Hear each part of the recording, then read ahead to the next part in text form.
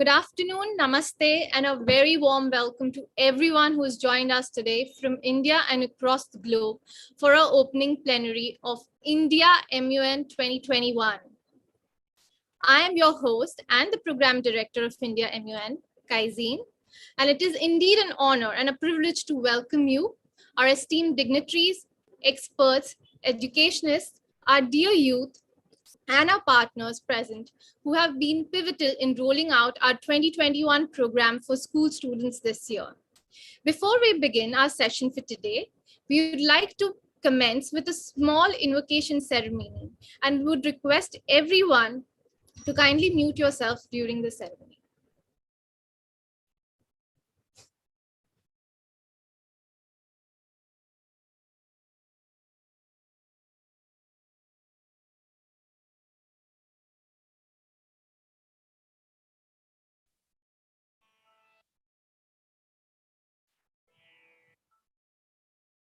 Vande Mataram.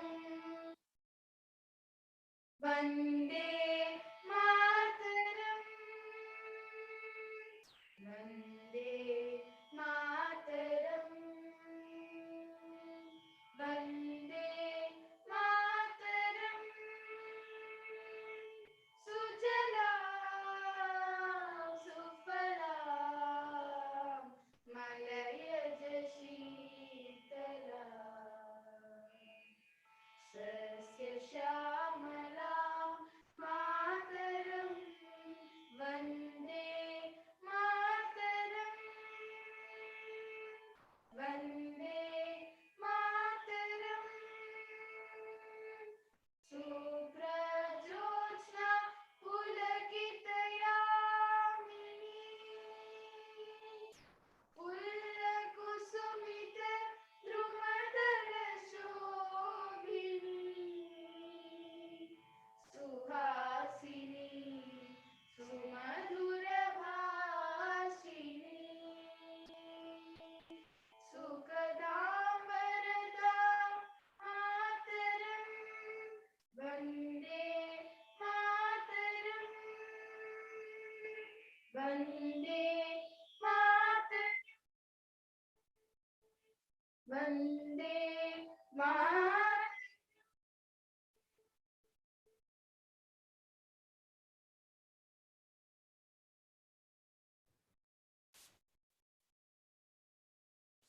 Thank you, and I hope you all enjoyed our little and a very small invocation ceremony where we pay homage to our motherland, that is India. As we begin, I would like to call upon Ms. Gayatri Chauhan, who is the founder and president of India MUN, to start with her welcome address. Gayatri. Hello everyone, Namaste. Very warm welcome to India Model United Nations opening plenary. We have been in touch for quite some time and we have been interacting with the students, teachers and educationists present in this forum. And today it is my proud privilege to welcome the folks from United Nations, some very senior leaders and the people who are actually guiding the climate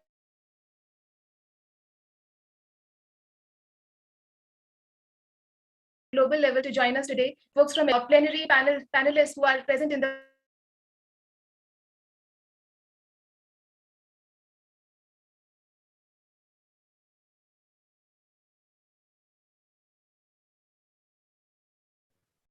a very warm welcome to everyone. Thank you once again for joining us today. And I would like to also mention that why we are hosting this plenary and why we are hosting India Model United Nations Conference in first place. So India Model United Nations is the program which is presenting India's youth with opportunities to take action on climate. So this is a program that not only unites the India's youth, but also empowers them, nurtures their creativity, and makes them more empowered in order to solve for climate. You know that climate change is one of the largest and biggest threats that is being faced by the young people. And in the times to come, the jobs and the skills and the economy is going to all move towards the climate-based economy, because this is the largest threat being faced, and most of the organizations are already adapting to this change. So it is very important for our young people to also understand that, and take on the entrepreneurial pathways and green skills and jobs, and be prepared for the tomorrow. Not only that, it is the imminent threat that it poses to their own future and their future generations going forward. So this is high time that India as a country comes together. And you would know that India has the highest number of young people. Do you know how many students do we have in the country? It is more than 360 million. So with such a massive youth force, do you think we cannot solve the problem of climate, which is actually looming all over the world and everyone is talking about it? Of course we can. And India is positioned at the right juncture because we are an emerging economy. We are in a position that by following the right script of development, we can develop in a way that will be not only futuristic, but not compromise on the needs of the future. So it will be taking care of all the resources and everyone, which is everyone who is part of this equation, taking them all together, be very inclusive in the growth and development. So this is the future and vision that we see for our young people. And the teachers and principals, I am specifically very, very grateful to you for the wonderful work you are doing in shaping this young generation and making them more and more aware about this, fundamental problem. So with that, I would not take too much of your time, and I would request Kaizen to take the discussion forward, and welcome you all once again. Thank you so much. Thank you so much, Gayatri, for your heartwarming words. I'm sure every student and teacher who's been hearing you will be definitely inspired and very excited for what's to come in the next 2 to 3 days for them. So without wasting any further time, I would now like to invite Mr. R.K. Gautam, who is the Senior Director of Operations at India MUN, to share an entire overview of the program that we are having for the next couple of days. Over to you, sir. Thank you, Kaizen. I'll quickly share it. Someone can enable my screen share.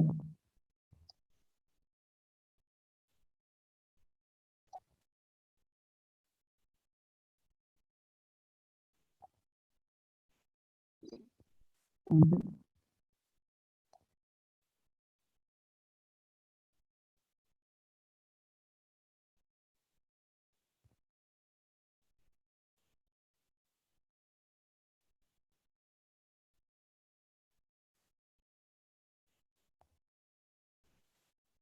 So good afternoon, everyone. From my side, this is R.K. Gautam here. I had the pleasure of working with this wonderful young and energetic and enthusiastic team from the Bazaar and Biologic Foundation for the past few weeks. And the result of that, you will see in the next 2 days, there is a lot of MUN action, which is all about climate action, as Ms. Gayatri has just now indicated. So I'll take you to very. Gautam sir, I think your voice is breaking. Do you mind removing the Bluetooth or something? I think it will help. Okay, I can do that.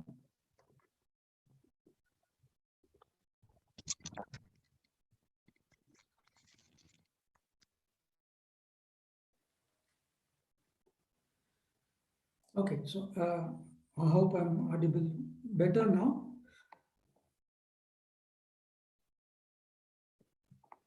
So this is all about a concept we have. Of course, the word MUN or the stage or the concept of MUN is not new. Most of our students are so excited about this particular forum that every year they look forward to participating in that in the forum again and again. And we have a lot of folks with the experience, previous MUN experience also here. But we have thought that more than having a typical MUN experience, we should actually look at a parallel version of MUN, and then we have devised some different things or newer things so that it excites the students more and it also serves a purpose. So here we have a central purpose of learning. So it's not just competing here, it's competing versus learning here. And it's not just competitive field here. It's also a collaborative platform. So we thought people will come here, learn something by the end of the conference, by the end of the sessions, and then we'll be able to explore further into each of those topics and understand more and more. They'll also, once they are here, they also ideate more than just participating. It's the ideation, it's the solutions that they bring to the table, and all those out-of-box ideas that they would probably present here. And they'll also, going forward from here, they'll also resolve that they not only present solutions here, they'll also look forward to implementing them in every capacity, either as individuals or within their families, in the cities and communities they are in. So there is a central theme. Everything for the next 2 to 3 days will revolve around this one particular theme of climate action. So one is, this is the hottest topic. This is what we wanted the youth of today to worry about, learn about, and see that the consequences of the disastrous consequences that the world is projecting in the next 20, 30, 40 years should not be happening. Or even if they're happening to an extent, the impact of that can actually be controlled by the way we behave now, by the way we put in practices at this point of time. So the students who will be in the middle of their careers and will be in, some of them will be in positions of power, should be able to guide the rest of the country or the world on the solutions that they should be taking up as and when they grow. So this central theme has a couple of streams. We thought we'll have two streams that segregate the whole theme into climate crisis and biodiversity crisis, or to be more positive, climate action and biodiversity action. Because though both of them are connected in one way or the other, we still felt that biodiversity should also be addressed separately with more focus, and then should be understood exclusively. And there are a few countries participating, at least notionally, but the reason why I'm presenting them here is that there are only 18 of them that we have allowed at this point of time, not because we don't have we don't like others to participate, but these are the 18 countries that have actually physically met and participated in the recent COP26 event at Glasgow in United Kingdom. The reason that they are there proves that they are serious about it. They are also interested about it. They are willing to coordinate and collaborate with each other. So that's the reason we have preferred these countries to represent here. And most of the delegates we have tomorrow and day after will be representing one or the other of these countries. So there is a simple structure here at, of course, 3 tiers. The first tier or the level is the committees.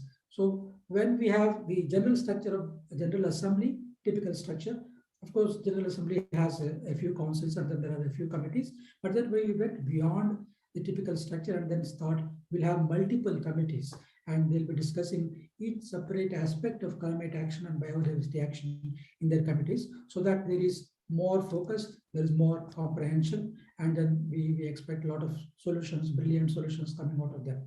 So once these committees deliberate and then bring out some kind of ideas, they'll put them into some kind of document, we call it as a resolution, which will be unanimously adopted by the committees, and then that will be presented to the 2 councils. So there is a Climate Council and the Biodiversity Council. So 12 of the climate committees will submit the resolutions to the Climate Council, and similarly 6 of the biodiversity committees will present their the resolutions to the Biodiversity Council.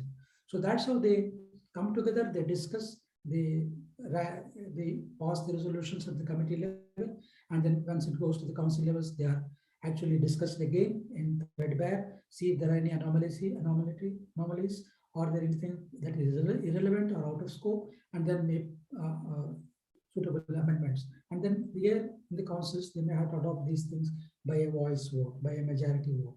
So it is not a resolution which gets voted, it is individual clauses of the resolution. So if there are 10 clauses and only 8 are voted by majority, those 8 clauses will be included and then further submitted to the General Assembly, where it is discussed very briefly and get ratified, which means each of those countries will put in their signatures, agreeing that they will adhere to these resolutions or solutions pointed out here in their countries. So they will implement, they'll be binding on them. And here is where they will also come up with a declaration. So in India MUN 2021 declaration that will be presented by the organizers on the last closing plenary. So this is how it is, this structure. And the delegates here represent each of those countries which they are assigned to. It is not the typical MUN where delegates represent the foreign affairs or foreign policies of those countries. Here they will focus on the environmental or climate policies of those countries. And then when they come here, they also propose solutions. That is the central theme of this whole exercise. We want people to, or the students to think independently without the constraints of the current day restrictions of the, whether it is geographical, financial, political, whatever restrictions, they should be free of them, and then think about, say, 20 years from now in a hypothetical situation and ensure that we are coming from the future, for example, and then presenting solutions that will take care of those issues which may not be as serious as we think. And finally, they'll come up with those solutions in the form of a resolution. Okay, there are chairs, co-chairs, president and vice president like any other MUN. It's just that we have limited their responsibilities. It is basically for them, it is maintaining the order, have some kind of disciplined and systematic way of presenting to ensure that everybody, all delegates will get fair chance to express their views and also to learn from each other. Finally, they'll also help the whole proceedings to be documented properly in the form of a resolution. And then, of course, during the process, they will also evaluate the performance of individual delegates, who will be recognized and then rewarded at the end of the conference. So before all this, there is also a unique element here, which normally no MUN will have. This is the presence of a battery of subject matter experts in each of these committees.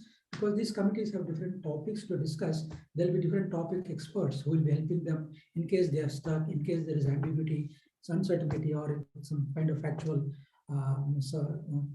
direction they are looking at. So these experts will first give them some kind of direction in the beginning to start with, and then they will intervene as and when required, some of them, and some of them will probably be available in the later part of the discussion so that the committees will have their queries listed out and parked aside, and the experts will help them clarify them. They'll also, at the end of the session, help them to draft and then pass a typical and effective resolution.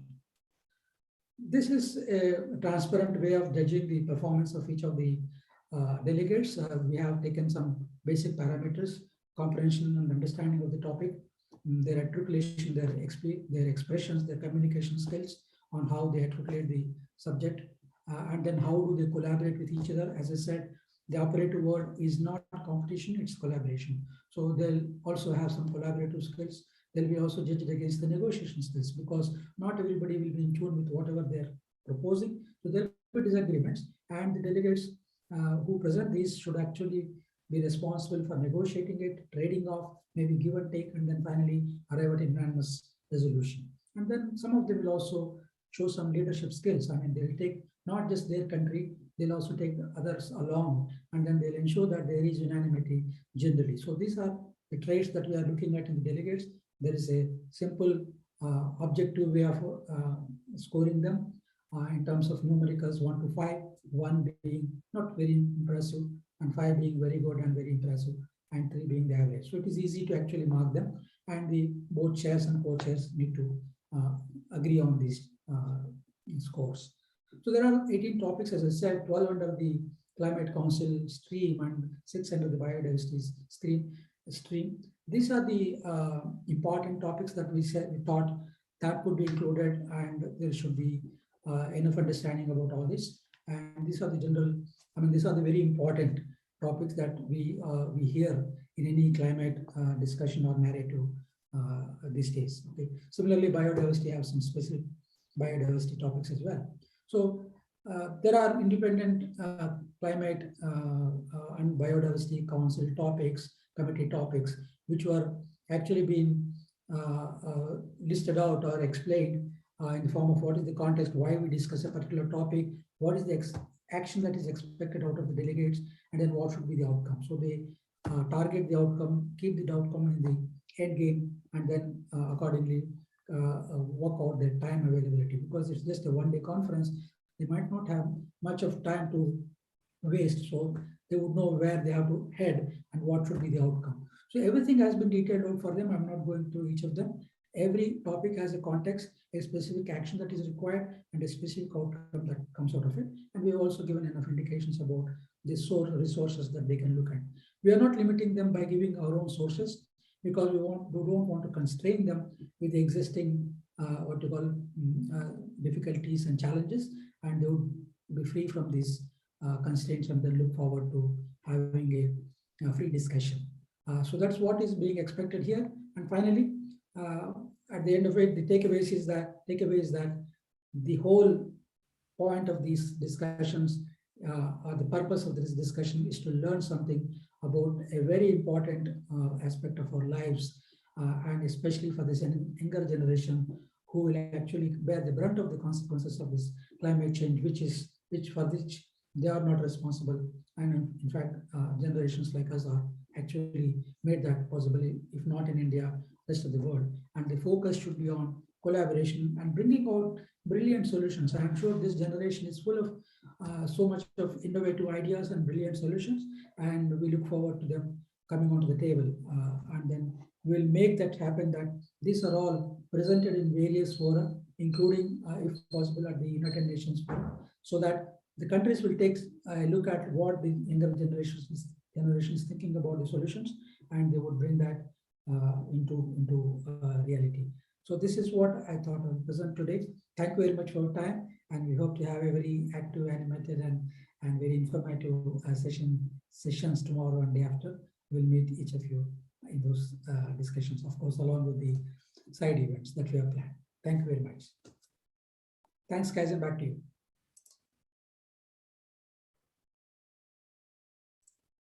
Thank you so much, sir. I see we have a few questions in the chat box for sir. So should we take up a few? Sir, if you don't mind.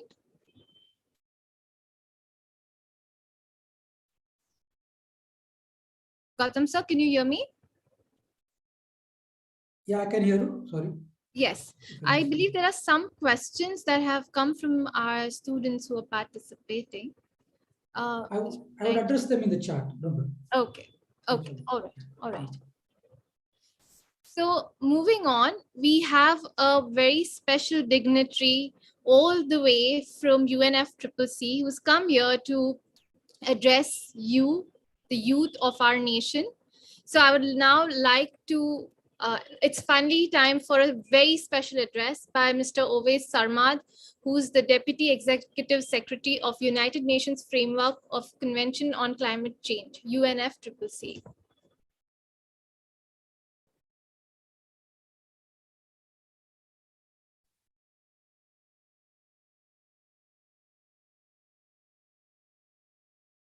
So it's a pleasure to welcome all of you at the India Model United Nations. And I'd really like to thank Gaia, the Earth Foundation, and Buzz on Earth for organizing this conference. Thank you, Gayatri. And I'm really pleased to address so many students, youth leaders, climate advocates who are participating in this event. Let me start with quoting an ancient Greek philosopher, Diogenes, who said, "The foundation of every state is the education of its youth. The more you educate yourself, the more you understand humanity and get empowered to act." So in that context, actually, the Article 12 of the Paris Agreement focuses on climate change, education, and training, particularly for young people. And I'm really pleased to see that you are walking the talk just now. Why is this important?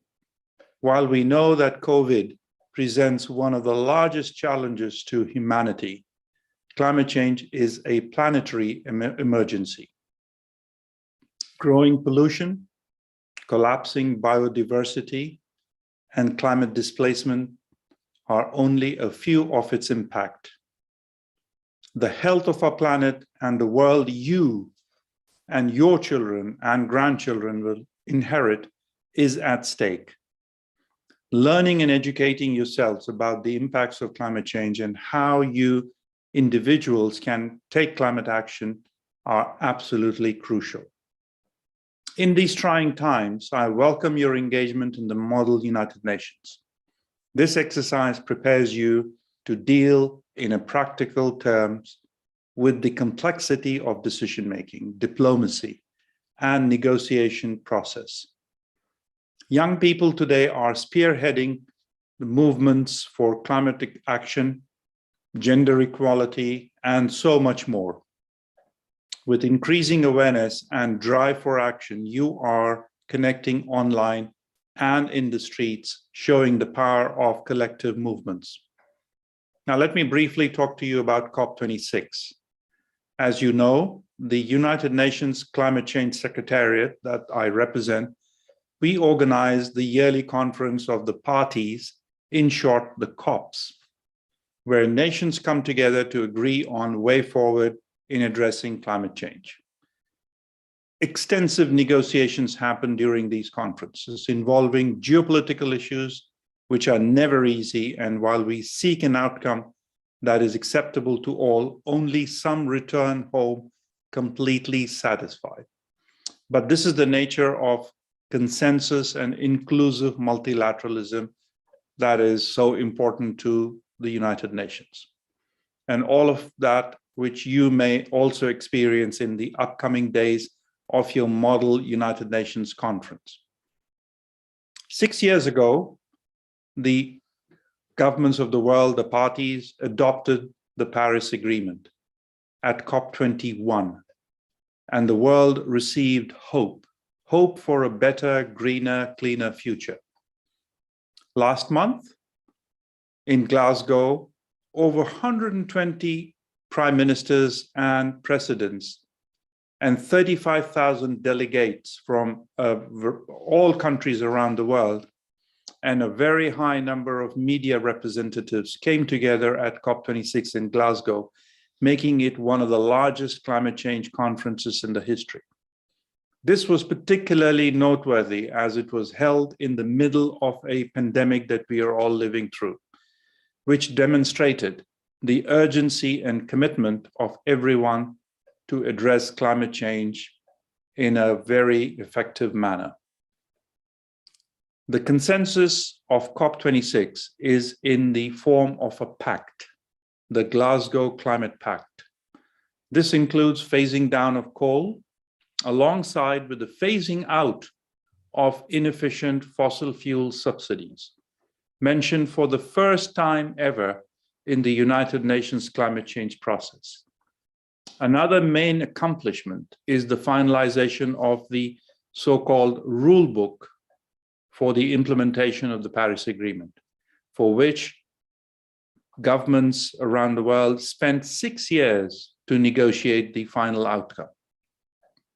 Through this, countries and many stakeholders will now be able to scale up cooperation and mobilize additional finance for projects addressing climate change through the trading of carbon emissions or the carbon market.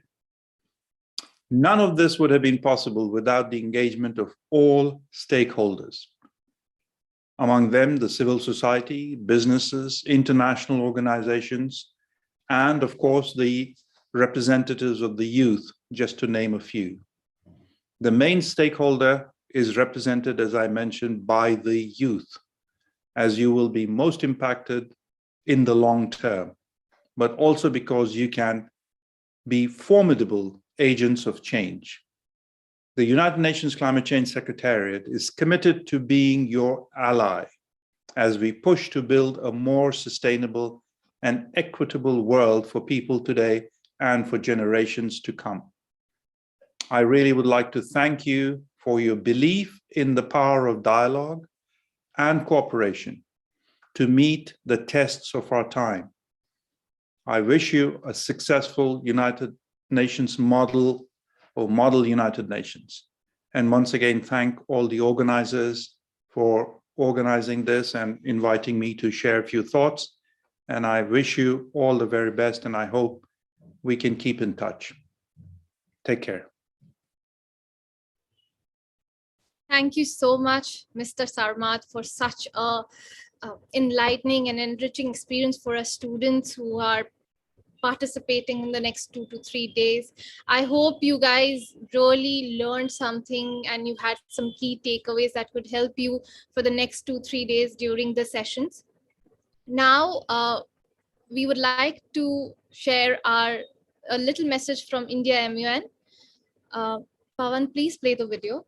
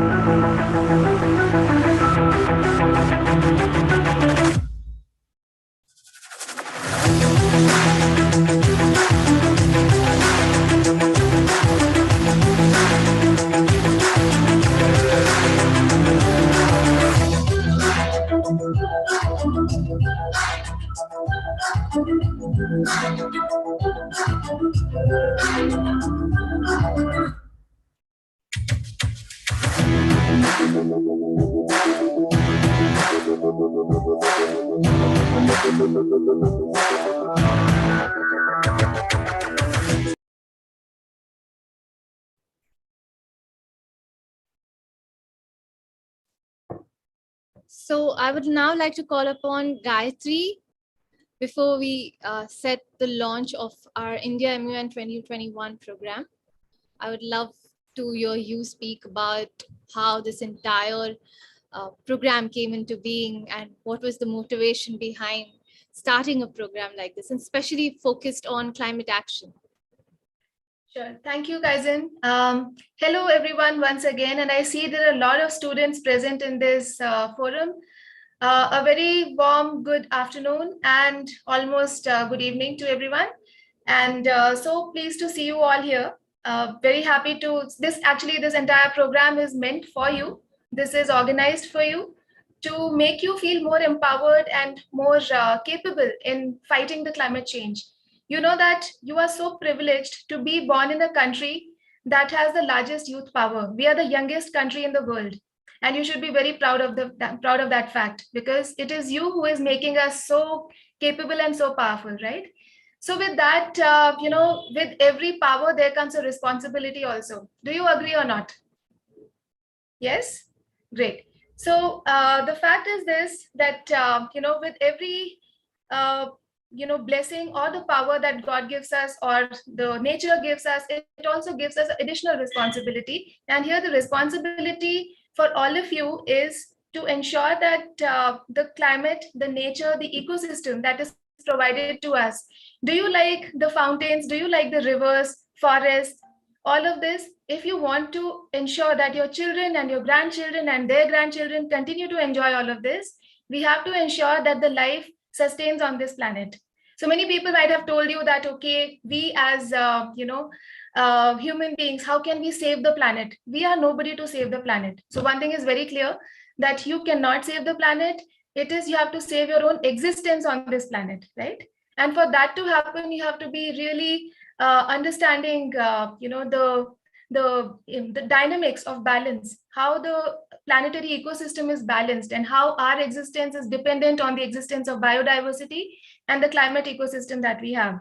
And this particular program of India Model United Nations, we have partnered with IITs. So in case your parents think that this is a digression from your career aspirations, that is not the case, because we have partnered with IITs, we have partnered with Atal Innovation Mission, we have partnered with some leading research institutions from the country as well as the entire world, to ensure that we have presented to you a system and panel of experts who can guide you to bring some real real light to your ideas, which are absolutely the beauty of your ideas is that you are not constrained till now. You don't think in terms of limitations, you think in terms of possibilities.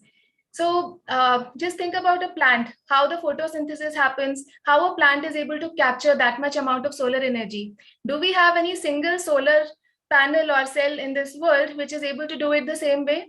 No. So it's not happening because there is some lag in terms of the kind of development that we have come up with.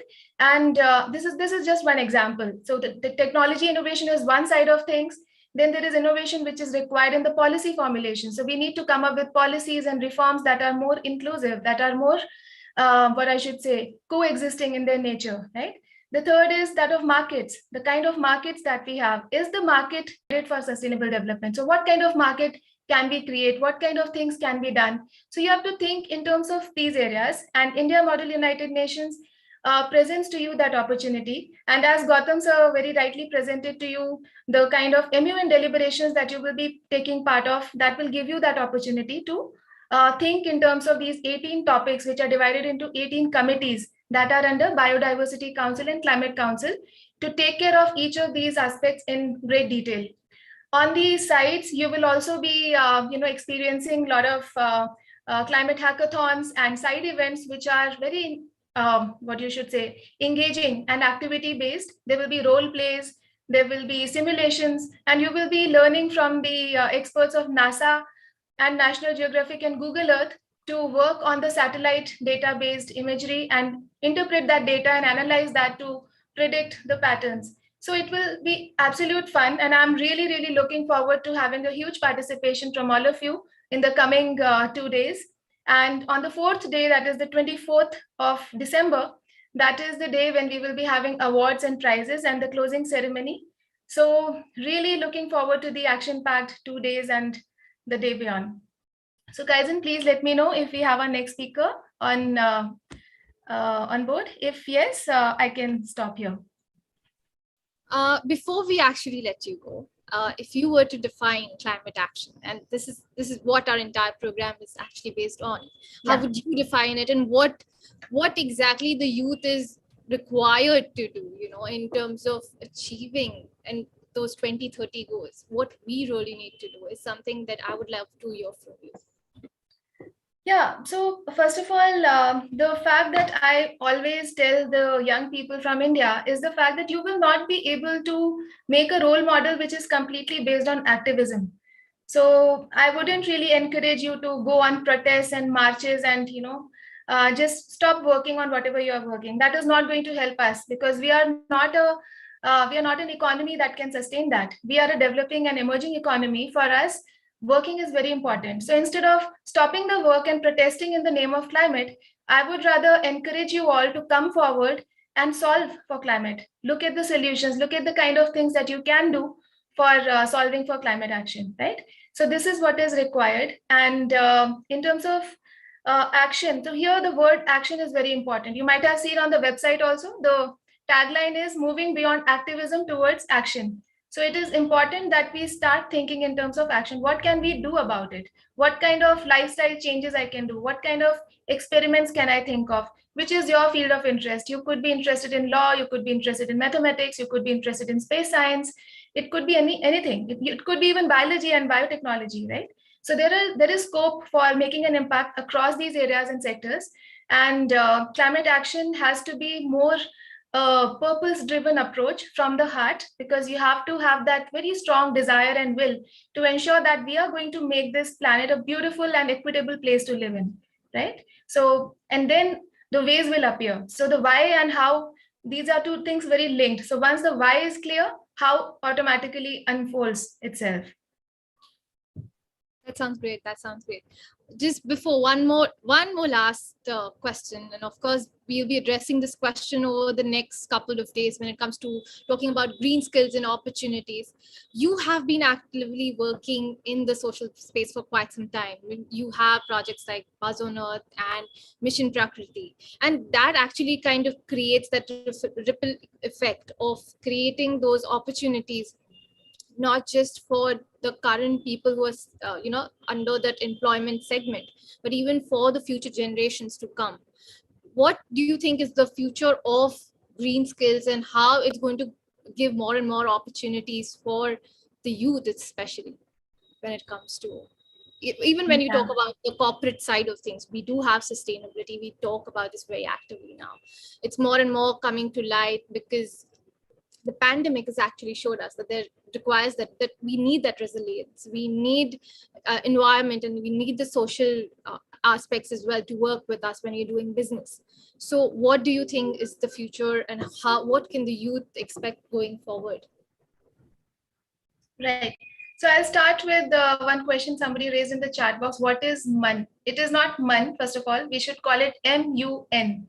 M stands for model, U stands for United, and N stands for nations. So India, MUN is India Model United Nations, which is a specific force that we have created for the young people like you to come together and innovate for climate action. And as Kaizen was suggesting, so we have two organizations, Buzz on Earth and Gaia the Earth Foundation. And both of these organizations are highly committed towards sustainability and climate action. Buzz on Earth is a go-to digital hub. So anyone of you who is interested in learning more about climate science and stories and blogs and innovations in this space, they can go on the website and look for it, and also engage in a very important way. That is one. The Gaia the Earth Foundation is our not-for-profit organization which focuses on regeneration. So regeneration is one step beyond sustainability. That is, how can we ensure that whatever we have on this planet, we are able to repair. So sustainability is good once we already have things that are required and we want to just save it for the future. But right now we have already done enough damage. I mean, when I say we, it is me and the generations above me. It is not you. So your future is yet to come. So you are the ones who can actually now start regenerating. So whatever damage has been done has to be repaired, right? So for that to happen, regeneration is the process. And there are multiple ways to do regeneration. However, the Gaia the Earth Foundation focuses on the reforestation and afforestation. So we are planting massive forests across the entire country. So we are growing close to 100,000 acres of forest in next 5 years, because we think that forest can help the ecosystem in a very big way by generating livelihood opportunities for the poor people, by fixing the soil condition, by making soil more fertile, and by also helping the entire water ecosystem. The water table gets up, and the rain cycles get rebalanced. So there are multiple benefits of forest. So when somebody asks you to plant a tree plantation, one tree plantation may not be as big a deal, but then when you're talking about forest, it is huge. Yes, forests do regulate precipitation. So there is enormous amount of benefit that you can see in terms of regeneration practices. And here your generation has to come forward and look at various ways of how we can practice sustainability and regeneration in our life, in our time. You can't wait to become an adult and then start doing something. You have to start now. You have to start early, and we are here to help. So this is very good, Kaizen. I hope our next speaker is already there. If not, please let me know. Yes, I think we wait a few more minutes for Mr. Tripathi to join us. We do have a lot of questions coming in, and I think okay, I think he is here already. Hello, Satya. I'll Hi there. very warm welcome, Satya. Thank you for joining us. I'll be muting myself now. Kaizen, over to you. Thank you, Gayatri. We'd now like to invite Mr. Satya Tripathi, Secretary General of Global Alliance for a Sustainable Planet, who is also the former Assistant Secretary General of UNEP, United Nations Environment Programme, to address our audience as we proceed to the launch of our program. Over to you, sir. Thank you so much. And I'm delighted to be here today, not just for the fact that this is a great new beginning for the India Model United Nations, but for the promise it holds for the youth of India. And that's what gets me very excited. And congratulations to the organizers for getting this together, because even at the best of times, it is not an easy thing to bring together hundreds and thousands of young people around a common idea that is so important for humanity and the future of our planet. But these are COVID times, so extraordinary efforts are needed to even achieve minimal results. And from what I know and what I see, this is an extraordinary gathering of young minds.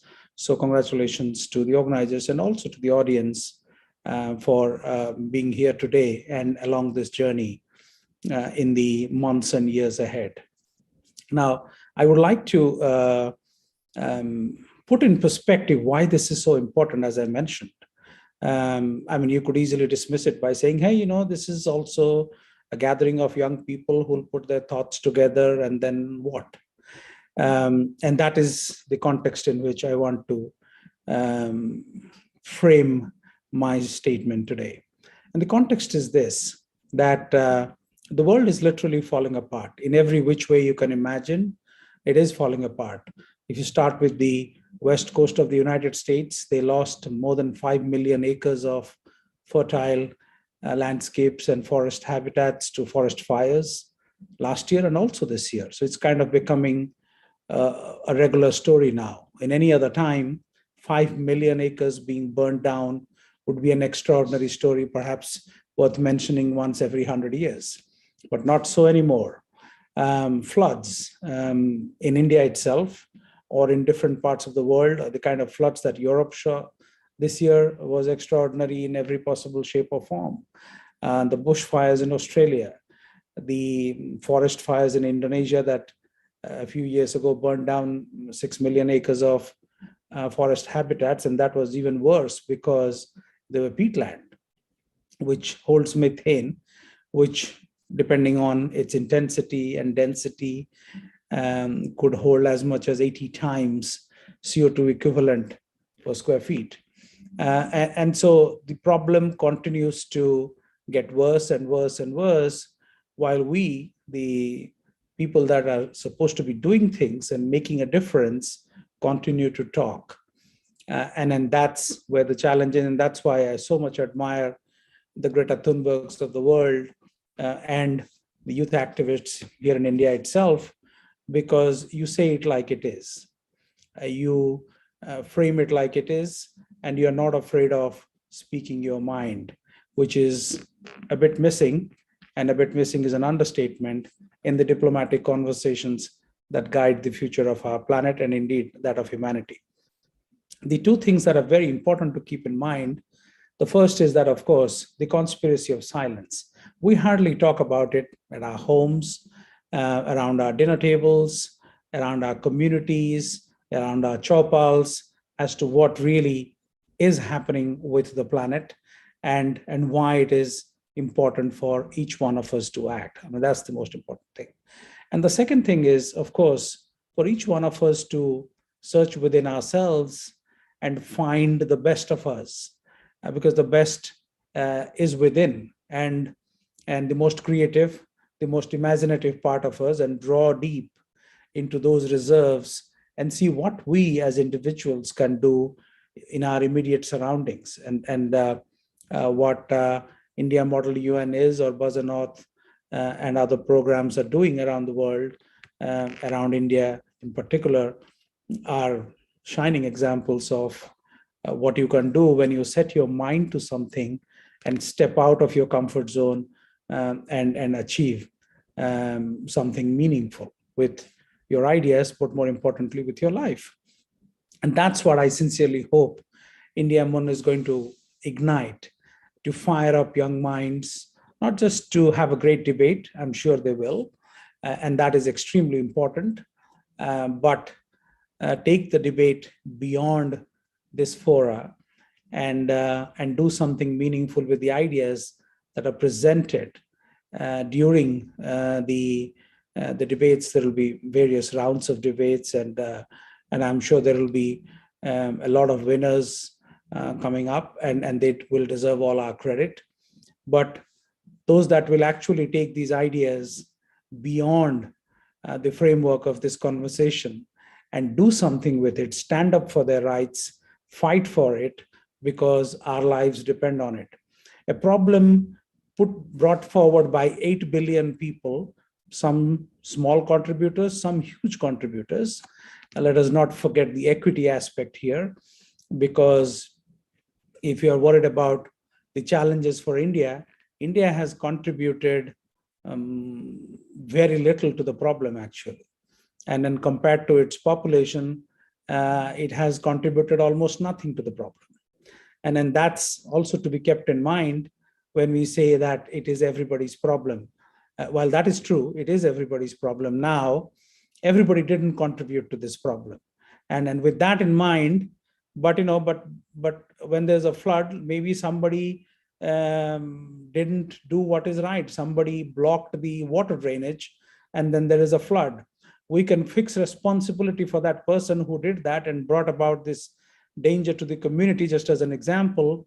But when there is a flood, we should all work as a community of humans and save everybody we can.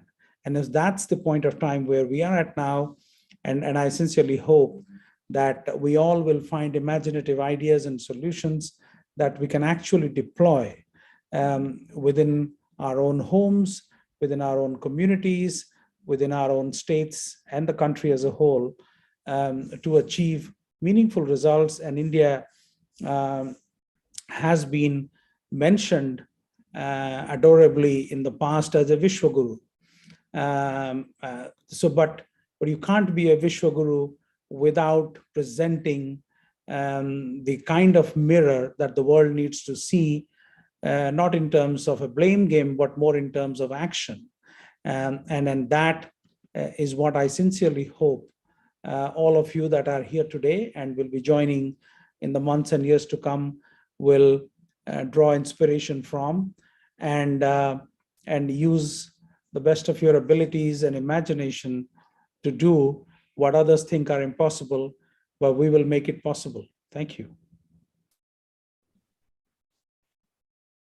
Thank you so much, sir, for your words. I'm sure our students have been actively chatting in the box and been very impressed by the conversation and the insights that you have provided them. I would like to invite Gayatri and Gautam, sir, to open the program for 2021 along with Satya, sir.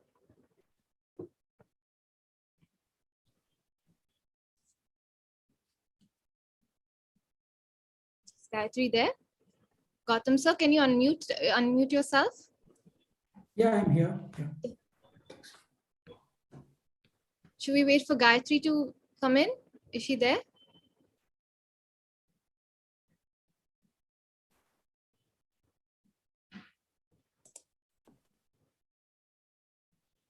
I don't see her in the panel. Yeah, she's there. Hi. Hi. So let us open the 2021 program along with Satya, sir. Yes, Satya sir, please do the honors. Thank you, Gayatri. So I'm pleased to announce the India Model United Nations Conference 2021 Open. Congratulations. Thank you so much. Thank you. So moving on, now we'll proceed to our next part of our open plenary. Do we have Mr. Ramanan Ramanathan with us?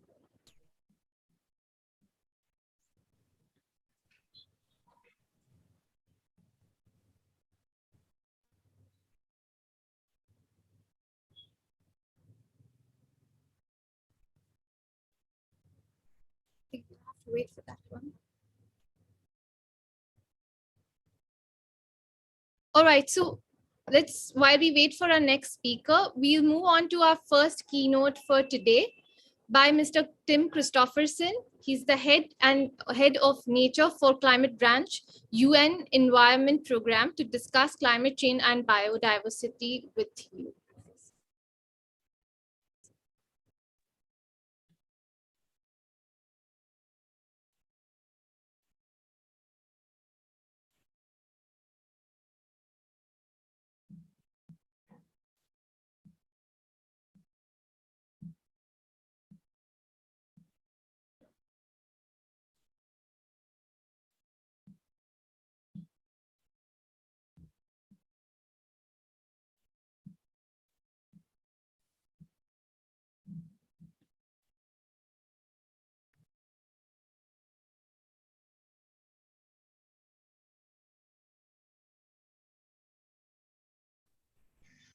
The vision of the decade is a world where for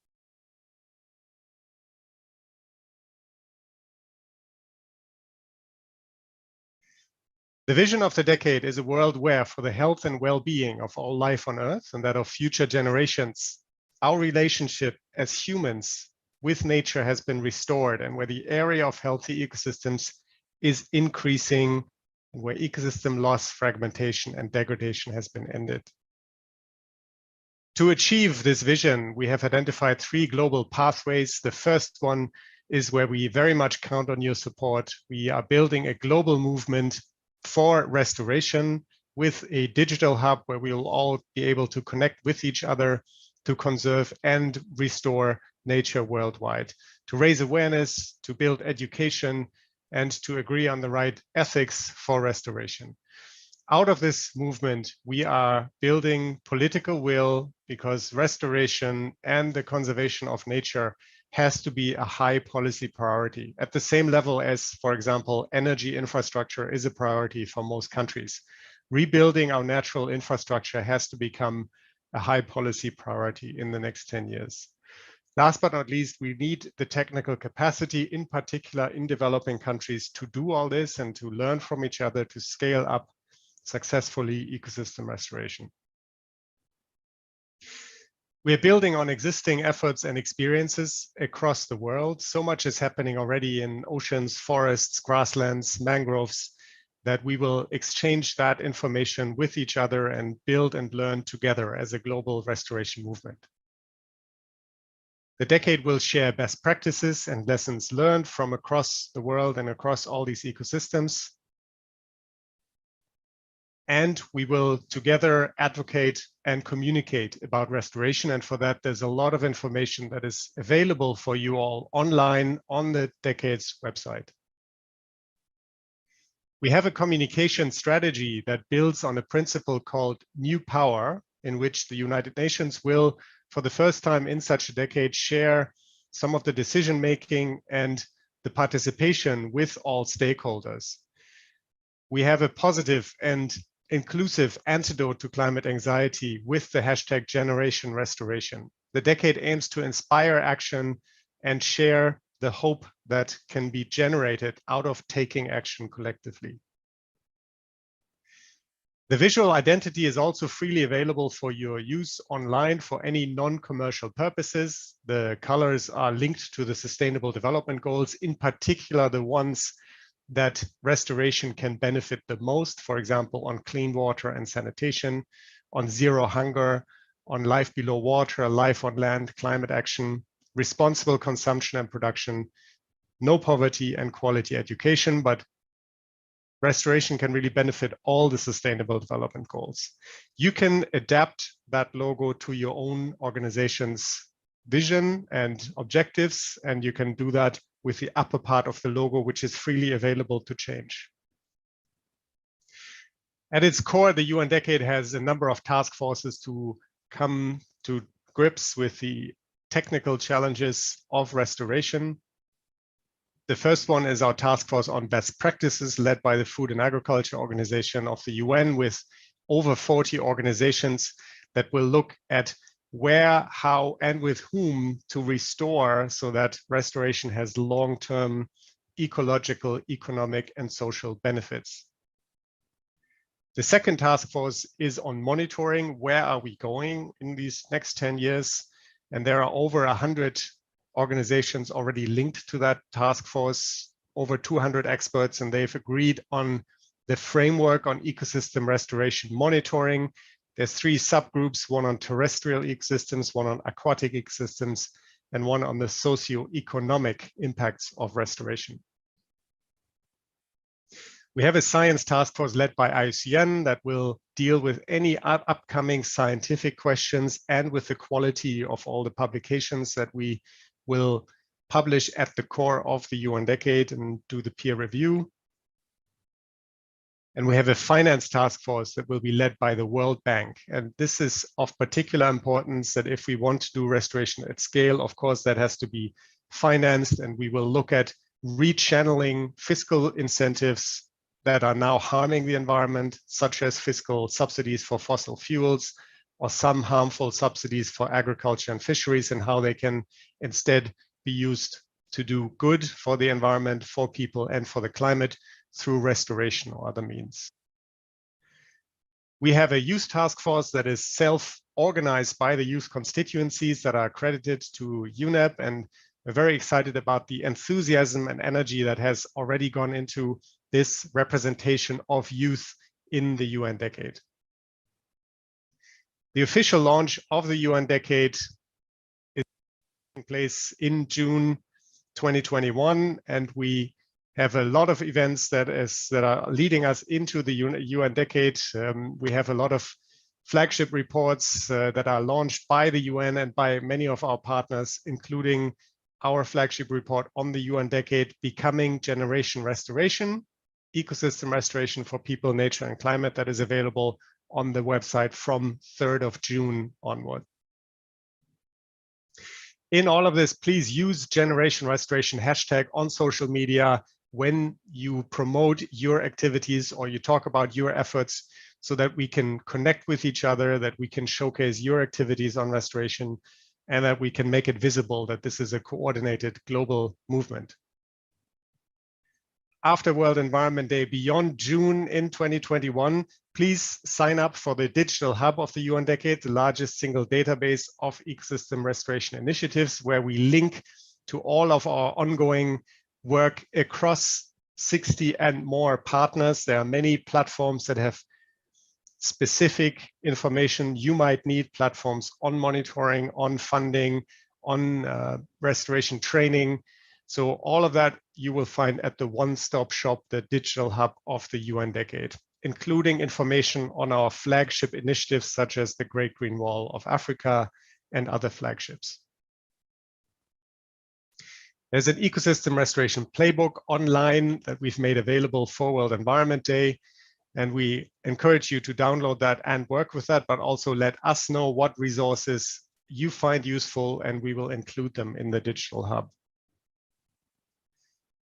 If you want to contact us, here are the email addresses of the UNEP and FAO teams, and we look forward to your participation in Becoming Generation Restoration. Thank you very much.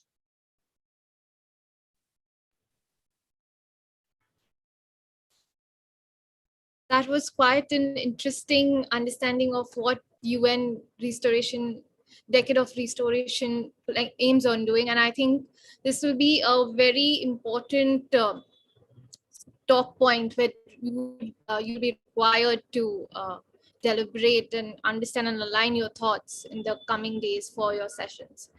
While we have we wait for a couple of minutes for Mr. Ramanan Ramanathan to join. We do have some questions here.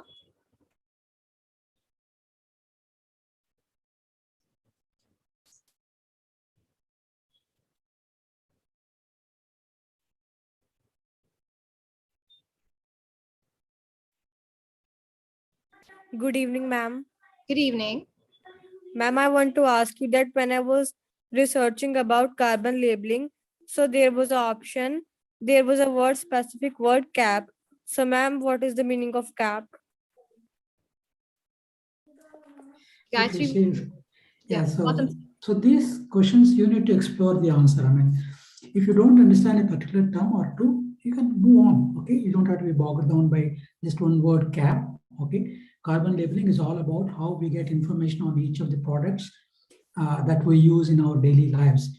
We should know that we have a right to know about the environmental impact of manufacturing or selling those products to us, to the citizens. So as a buyer, we have every right to understand the carbon labeling or carbon impact of each of these products. So that's what is called carbon labeling. Please explore further. Don't stop. Okay. Please keep Okay. researching.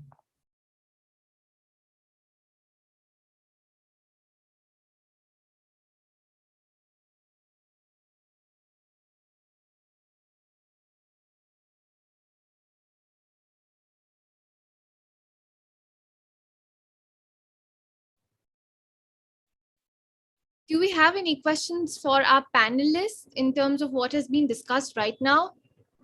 Only raise your hand, otherwise it makes no sense. Please attend the briefing that's happening today evening. So we'll share the timings with you in the chat box shortly. So I have already shared the timings Yes. and the link somewhere. I'll again share it. No problem. So just leave a message because a lot of our students are asking this. Also, I would make one more request. Kindly refrain from sending too many messages on the chat box. It's really distracting for our speakers and the other guests. So I'd request once again, kindly refrain from sharing anything irrelevant on our chat box. If you have any questions, please directly write to us. Thank you.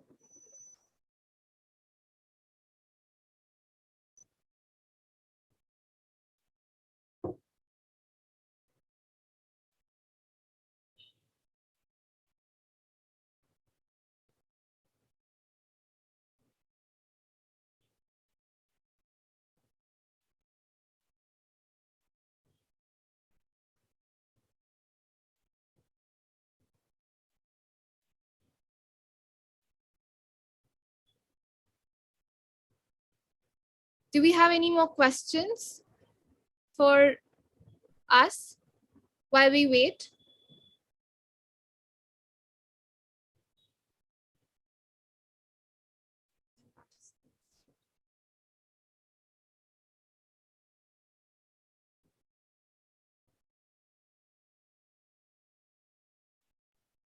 We have our next guest already with us.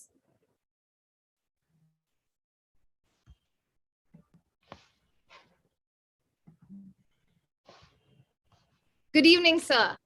Good evening. Good evening. Good evening. Finally to have you.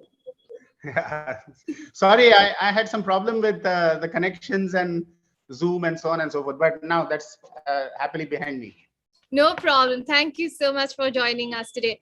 So everyone, please welcome Mr. Ramanan Ramanathan. He's the former mission director of the Atal Innovation Mission, and he's come here to share his thoughts around India's youth and entrepreneurship. Over to you, sir.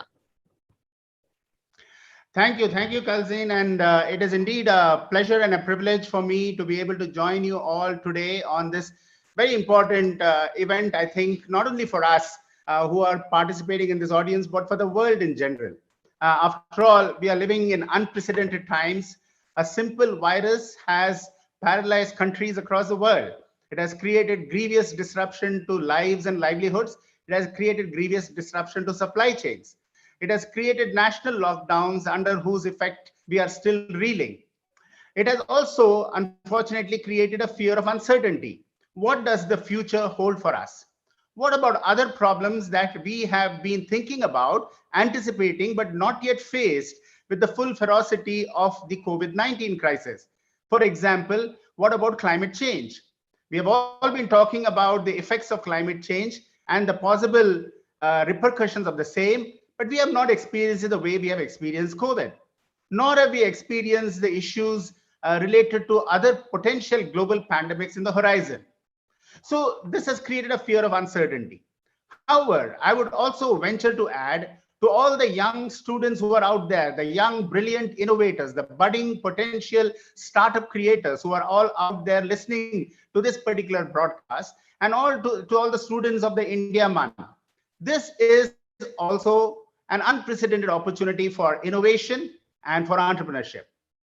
We are, after all, a country of 1.3 billion people in India. We have more than 1.4 million schools. We have 10,500 engineering and related institutions. We have 39,000 colleges. We have 150 million young students like you entering into the workplace over the next 5 to 10 years. We have this enormous energy, this youthful energy, this transformative energy coursing through our country. And we have the benefit of being able to not only change the future of tomorrow for our own country, but also for the rest of the world. So my dear young students who are out there and young budding innovators, this is the time. This is the opportunity. This is the moment that you have all been waiting for. Now, why do I say this with so much confidence? We're also living in a world where technology is changing the very shape of the world that we are all living in. Technology has become affordable, accessible, available, and advanced. Technology is changing the way you are experiencing the world and the way the world is experiencing you. We are therefore living in an era where technology is making a huge difference. 3D printing is revolutionizing the way you're able to conceptualize, define, prototype, productize, and manufacture a product right in front of your eyes, from your small kirana store, from your small humble home, garage, or from your classroom. Robotics is driving the next degree of automation and productivity. Sensory technologies and sensor technologies are being integrated into man, machine, device, soil, space. And this is enabling us to gather large amounts of valuable data, which can be used and which can be processed at lightning speeds because of 5G communication, because of wireless technologies, because of space and satellite technologies, which are now able to communicate vast amounts of data between machine to machine, between man to man, between human beings to machine, between factories to factories, and between countries to countries. And this data, which is being driven at large speed from various amounts of feeds, whether it be the sensors integrated into a soil for precision agriculture, or in the trains or in the cars for automated transportation, or in the satellites in the space where you're able to gather valuable images and be able to broadcast it across to the rest of the world. All of these technologies are making it possible for us to use artificial intelligence. Now, artificial intelligence is nothing new. It has been talked about for the last several years. Even when I was graduating from IIT Bombay in 1981, we used to be talking about artificial intelligence. But never in the history of the world has artificial intelligence made so much sense as of now, because you have the ability, the vast ability, and the incredible power of advanced computing, advanced communications, advanced data processing, big data analytics, and supercomputing, nanocomputing technologies, which are all coming to the fore in order to create artificial intelligence systems. You needed this convergence of computing, data processing, data communication, data gathering, and powerful hardware to be able to make artificial intelligence a reality. And that is now enabling us to rethink of the entire world in terms of solutions that we can create, not only for addressing the challenges that we have, but also for the future. Now, what are the challenges that we have? We are still a country where 22% of our country is below the poverty line. We have 44% of our country which is agri-economy based. We have over 650,000 villages in our country. We have more than 8,000 small towns and cities, and we have only 8 tier 1 cities where people are all trying to gather and flock to and migrate to in order to have a sustainable livelihood or improve the quality of their lives. Now, that's clearly an unsustainable way of growth for any country. What we need is 8,000 hubs, not 8 hubs of innovation and job creation. If you're in Goa, for example, how do you foster innovation and how do you foster local job creation for the fishing industry, for the tourism industry, for the cashew nut industry, for the shipbuilding industry, or for the mining industry? That's what Goa needs, not innovation which is fit for Bombay or for Delhi, but what Goa needs. And so also every one of our 650,000 villages have the ability to be created as hubs of innovation and job creation based upon the local need, based upon the local requirements, and based upon the local expertise that is available in the people there. For example, if you're in Rajasthan or if you're in Jodhpur, how do you boost innovation in the handicrafts, in the rural crafts or the precision agriculture areas so that you are able to market your products and your services from Jodhpur to Japan, from Salem to San Francisco, from Sikkim to Seattle? That, my dear friends, is the opportunity in front of you. And therefore, you all have to grab this with both your hands and become the innovators and the job creators of the future. What we need is not a nation of just job seekers. What we need is a nation of job creators, people who have the ability to use their creative intelligence like all of you. Every one of you is having the latent talent, is having the latent creativity, is having the latent capability of becoming an innovator, a job creator, an entrepreneur. The great Abdul Kalam said, dream big and you'll achieve great things. Dream small and you will be limited by your own dreams. Now, where did Abdul Kalam come from?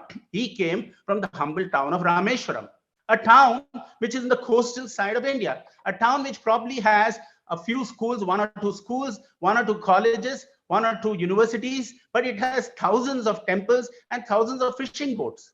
Now, from such a town came this man who rose on to become one of the finest scientists the country has seen. He rose on to become one of the finest human beings to have graced this planet. And he became the president of India. He said, dream big, my dear friends, and you'll achieve great things. Dream small and you'll be limited by your own dreams. And therefore, I would encourage every one of you who is on this particular call. You all have to dream big. You all have to dream to be the change makers of tomorrow. You all can dream to be the Steve Jobs, the Satya Nadella, the Sundar Pichai. Look at Indians, how they are now dominating the technology industry all across the world. We have a Sundar Pichai heading Google. We have a Satya Nadella heading Microsoft. You have an Arvind Krishna heading IBM. You have Twitter being headed by Parag. You have Shantanu Narayan heading Adobe. These are all top world-class companies, among the top 10 in the world, and they're all being led by Indians. Now that, my dear students and my dear friends and my innovators, is the opportunity in front of you. Now, how did they become big? They became big because they are availing themselves of an ecosystem of innovation and entrepreneurship where they were able to blossom to their full potential.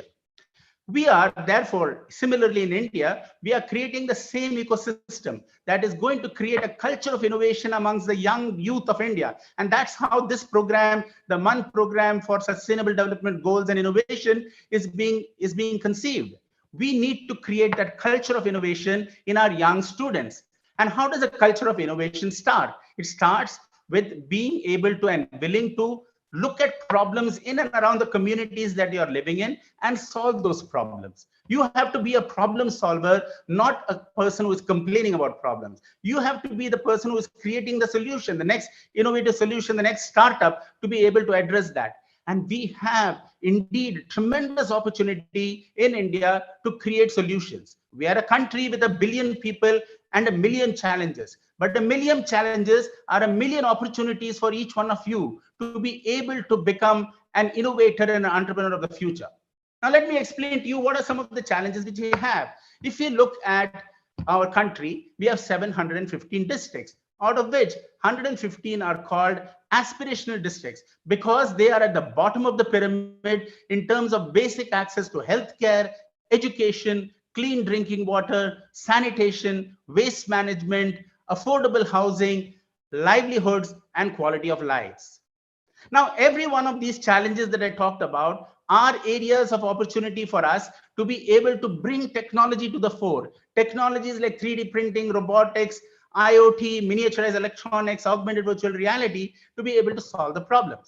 We have therefore in India set up at Atal Innovation Mission, which I was very fortunate to be part of. We have set up thousands of what are known as tinkering labs in schools.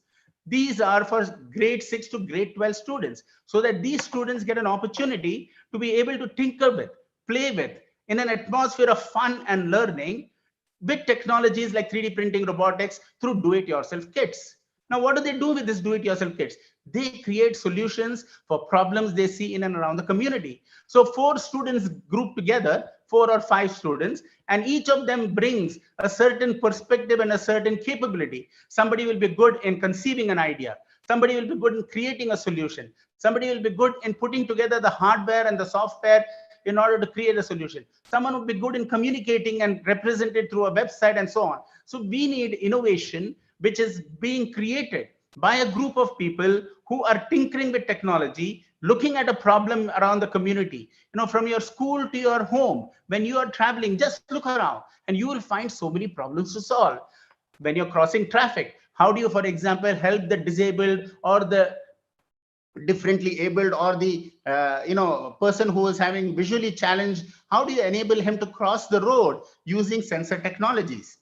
There are many solutions that have been created, and it's amazing to see how young students from schools are now creating innovations. For example, in Salem, you have a girls' school which has created a solar panel IoT-based irrigation management system for precision agriculture, because the farmers there always find lack of water and they don't find enough soil fertilizers to be able to breed their crops. So using precision agriculture, for example, in Israel, now they're exporting food by creating food in a desert. Because when you give the right amount of watering and irrigation and the fertilizers and the right type of pesticides for preventing crop disease, you suddenly have the ability to create a bountiful crop in any part of the world, whether it be a desert or whether it be in a rainy place. That's the sort of technology help that we are getting. So my dear young innovators out there, this is your time. This is your moment. Seize it and become the innovators of the future. We have set up 10,000 tinkering labs across the country, and more than 6 million young students are innovating today. I hope your school and your college is having a tinkering lab for you to be able to participate in and unleash your creativity. And when you go to college and when you go to universities, and those who are already in universities, we have created world-class incubators. There are more than 400 incubators in India today created by organizations like Atal Innovation Mission, the DST, DBT, and so on. And more than 55,000 startups are there in our country. We are a startup nation. You have to become a startup. You don't become just an employee of an organization. Create your own company. You have the ability, and today you have the tools, the technology, the empowerment. India is a rising economy, one of the fastest rising economies of the world. And it is also one of the fastest growing innovative nations of the world. So you, my dear young students, have the opportunity to join the innovation bandwagon and reap the harvest that is being sown across the country. And in order to be able to bring the benefits of innovation to the rural masses, to the common man, we cannot just create innovation to increase the GDP of our country. What we need is to enable our planet to become a sustainable planet. This is the only planet we know. This is the only earth that we have. So we have to sustain it. And that is why the United Nations Sustainable Development Goals, the 17 Sustainable Development Goals, become the opportunities for innovation for you. And if you look at those goals, what are they talking about? How do you eliminate poverty? How do you create water management so that we don't run out of water? There are already countries, for example, in Cape Town and many other countries, who have run out of water. We just cannot afford that. Water is needed to sustain our life. We need to eliminate poverty. We need to ensure affordable housing. We need to ensure education for all. We need to ensure renewable energies rather than polluting the atmosphere. Now, every one of them can become an opportunity for you to innovate and to become an entrepreneur. That's why today you have an Elon Musk who has risen suddenly through his Tesla electric car, who is now exploring space so that you can have Mars as an alternative planet for us to be able to live on. Look at the possibilities. It is amazing, isn't it? And you are born at a time when you can make a difference because of all this available to you. I didn't have any of this when I was growing up. Only now I see all of this accessible to me. And you, my dear young students, you are young. You are full of energy. You're full of ideas. You're full of creativity. You can apply all of that, and you have the life in front of you to be able to make a difference. The great Swami Vivekananda said that if you have a belief in 1,000 gods and goddesses, but do not have belief in yourself, you are doomed. My dear young students, have extraordinary belief in yourself. Believe that you can make a difference. Believe that you will make a difference. Yes, we can, said Obama, and he rose on to become the first Black president of the United States. Yes, I can, every one of you should say, and you all should become the next innovator, the next Satya Nadella, the next Sundar Pichai, the next Abdul Kalam, the next Ramanujam that India needs. We as a country have been a very innovative country right from the beginning of civilization. Our civilization is very old. So innovation runs in the DNA of our country. And my dear young students, all of you, you are born innovators. So in the great words of Swami Vivekananda, arise, awake, and stop not till your goals are reached. Can I ask you therefore, my dear young audience who's out there, arise to the opportunities that are there in front of you to create a sustainable world. Awaken from within you that latent talent, that energy, that creativity, that innovation that has always been part of you, but you have not allowed it to express itself. And stop not till the Atmanirbhar Bharat goals, as well as the sustainable development goals of the world are reached. I'm sure, yes, we can. Thank you so much for giving me an opportunity to share a few thoughts on this particular occasion. Thank you so much, sir. It's such a beautiful way of answering one of our students' question of, sir, I want to innovate, but how? And you've truly given a remarkable answer to him. I think your speech was outstanding. Thank you so much for joining us. This has been really helpful for our students, very motivating and very encouraging. I think it's going to push them to perform their best tomorrow. Thank you so much, sir, for your time. Thank you, Ramanan sir. This was truly motivating. Not just the youngsters, I think even I'm feeling almost, as if I'm going to innovate right now. So it was very humbling to hear to you and very motivating for all the students and teachers and educationists in the forum. Thanks a lot. Thank you so much. Now, going on to our last keynote for today, we have Professor, and of course, Dr. Jagdish Sheth.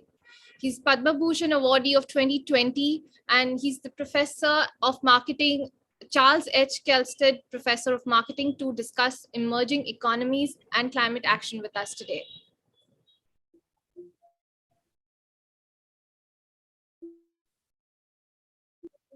Greetings. Thank you for inviting me to this very timely conference on India's youth's contribution to climate action. Climate action is more than climate activism. And I think with 350 million Indian young people, Indian youth, we can come out with many practical solutions to reduce global warming. Global warming is here.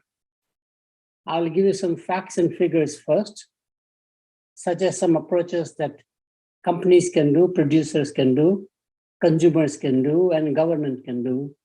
But let me give you some realities. This is what our former Prime Minister Al Gore always mentioned, the inconvenient truths. The first inconvenient truth is that climate change is real. It is not fiction, it's not imagination, it is real, shown by not only evidence, but by scientific evidence. Equally true is climate change is man-made and is a direct consequence of industrialization that has taken place over the last 200 years. During industrialization, we made three major mistakes for which we are paying price. Industrialization was necessary. It lifts the people from agricultural hard work to a little better life, better wages, better working conditions. So industrialization is a path to prosperity, but it can be done differently. What are the three mistakes? The first mistake we made was to separate production from consumption. In order to achieve economies of scale, we begin to believe in mass production, mass consumption, which means you produce so much in one place that cannot be consumed there, which means you have to store it, you have to transport it, and that all puts carbon footprint. We could have easily found a solution to make local production, local consumption, as it is true in the agricultural economies today. No storage, no transport. Second biggest mistake we made is that we felt nature is abundant. Nature is so plenty, which makes sense if you look at the population 200 years ago, especially in the Western world, where there was not that great a population. Today, the world is very different. So we began to overexploit, overutilize natural resources for industrialization, especially industrial raw materials. And a third mistake we made is to presume that industrial raw materials are inorganic. Nature is biological, it is organic, whether it is coal, iron, copper, or vegetation, makes no difference. I think the last point is very important to understand that nature can renew itself if we nurture it better. Overexploitation results into passive resistance.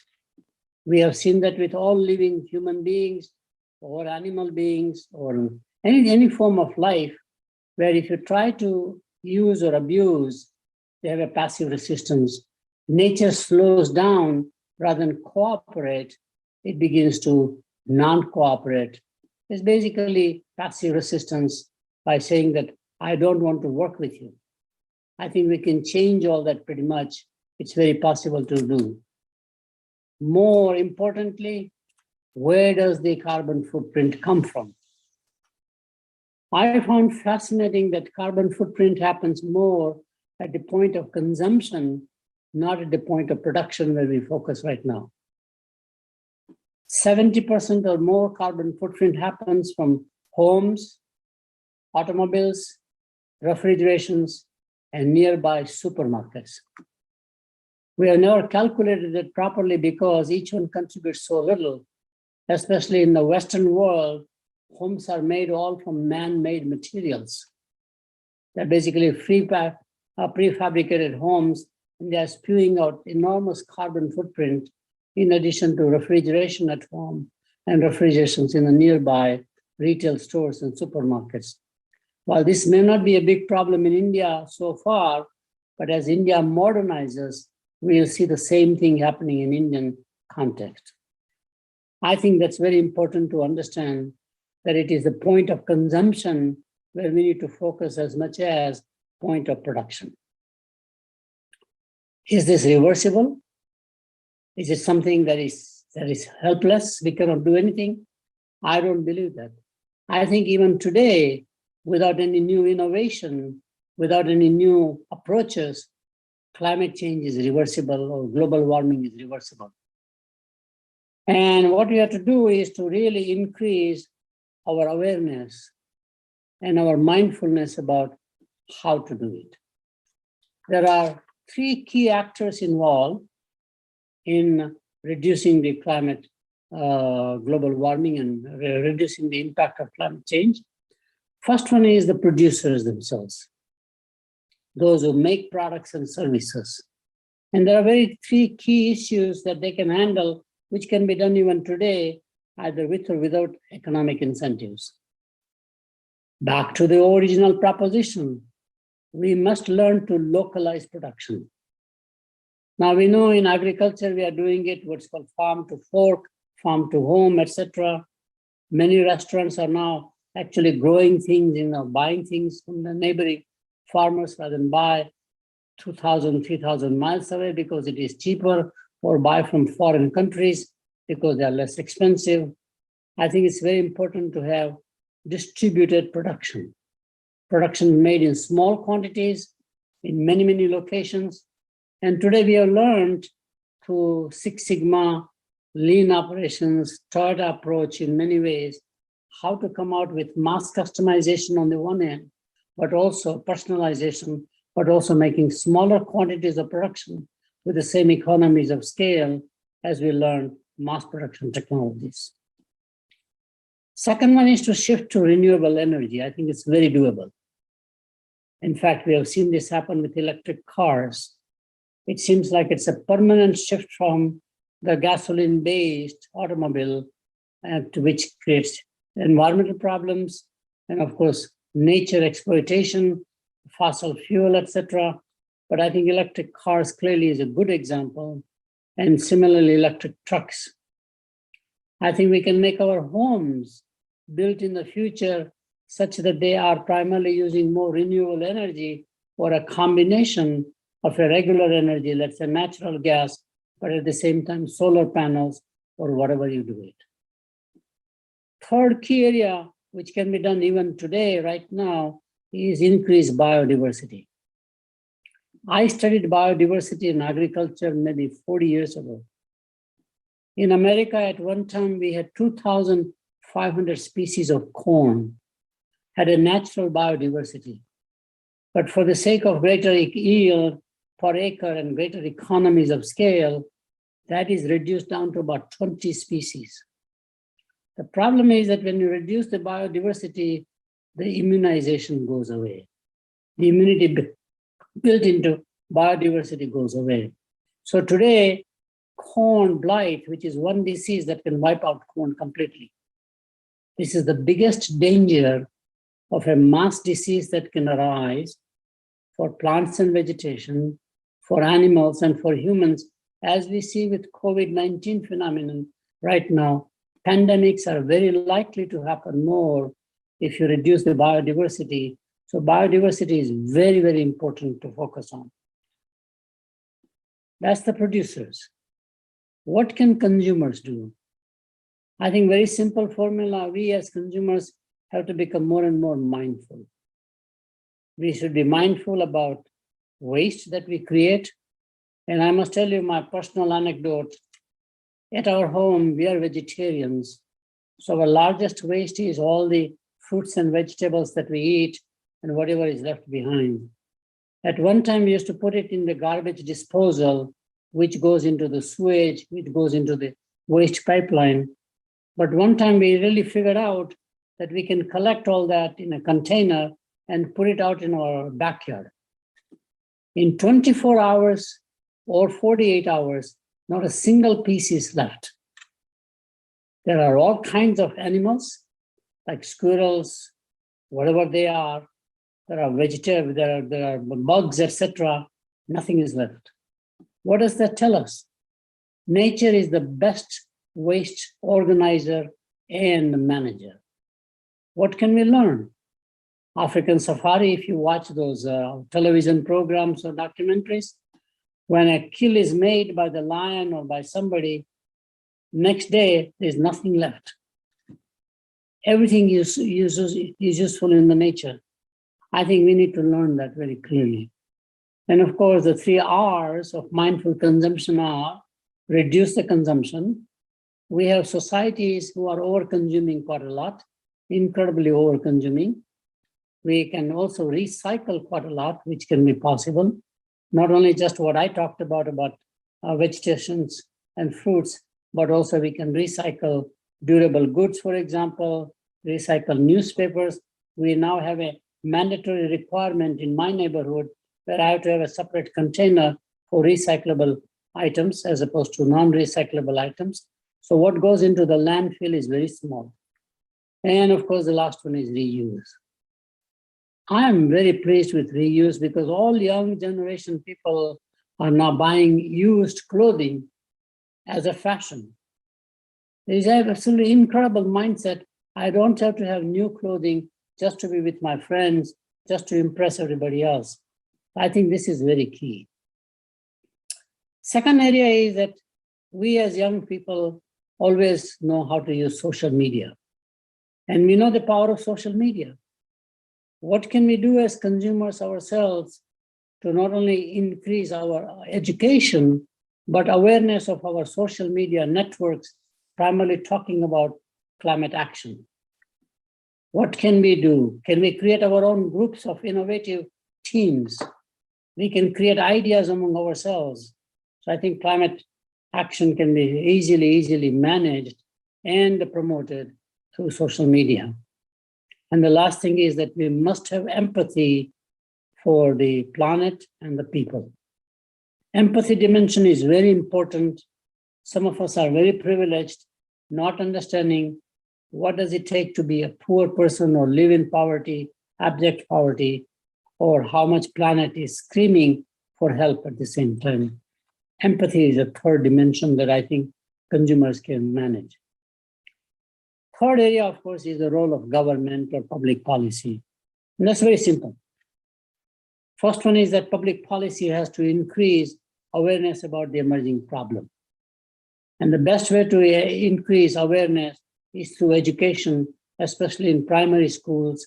Just like we learn the 3 R's of learning, reading, writing, and arithmetic, there ought to be a fourth, which is about the environment. How environment in the ecosystem is so interesting, so important, it's so interdependent for survival as well as for thriving into the world of nature by and large. I think that awareness can increase through having a curriculum in all schools, mandatory, just as we learn a foreign language, just as we learn mathematics, or nowadays coding, for example. This is as critical and as important to do it. I also believe, in fact, that we can easily provide, governments can provide economic incentives or disincentives on the other side. For example, solar energy, wind energy, alternate energies, renewable energies. In many ways, governments can subsidize for a while before private sector is able to make it more profitable for their ventures and at the same time serve the society. And of course, we know how to provide incentives for electric cars. US has done it, and it shows you that people do like the incentives with which for them to motivate to shift from gasoline engine cars to electric cars. Finally, if nothing works, we must have mandatory rules and regulations. We can easily have mandatory rules and regulations in, for example, public transport. In many parts of India, you are not allowed to use gasoline, petrol, for example.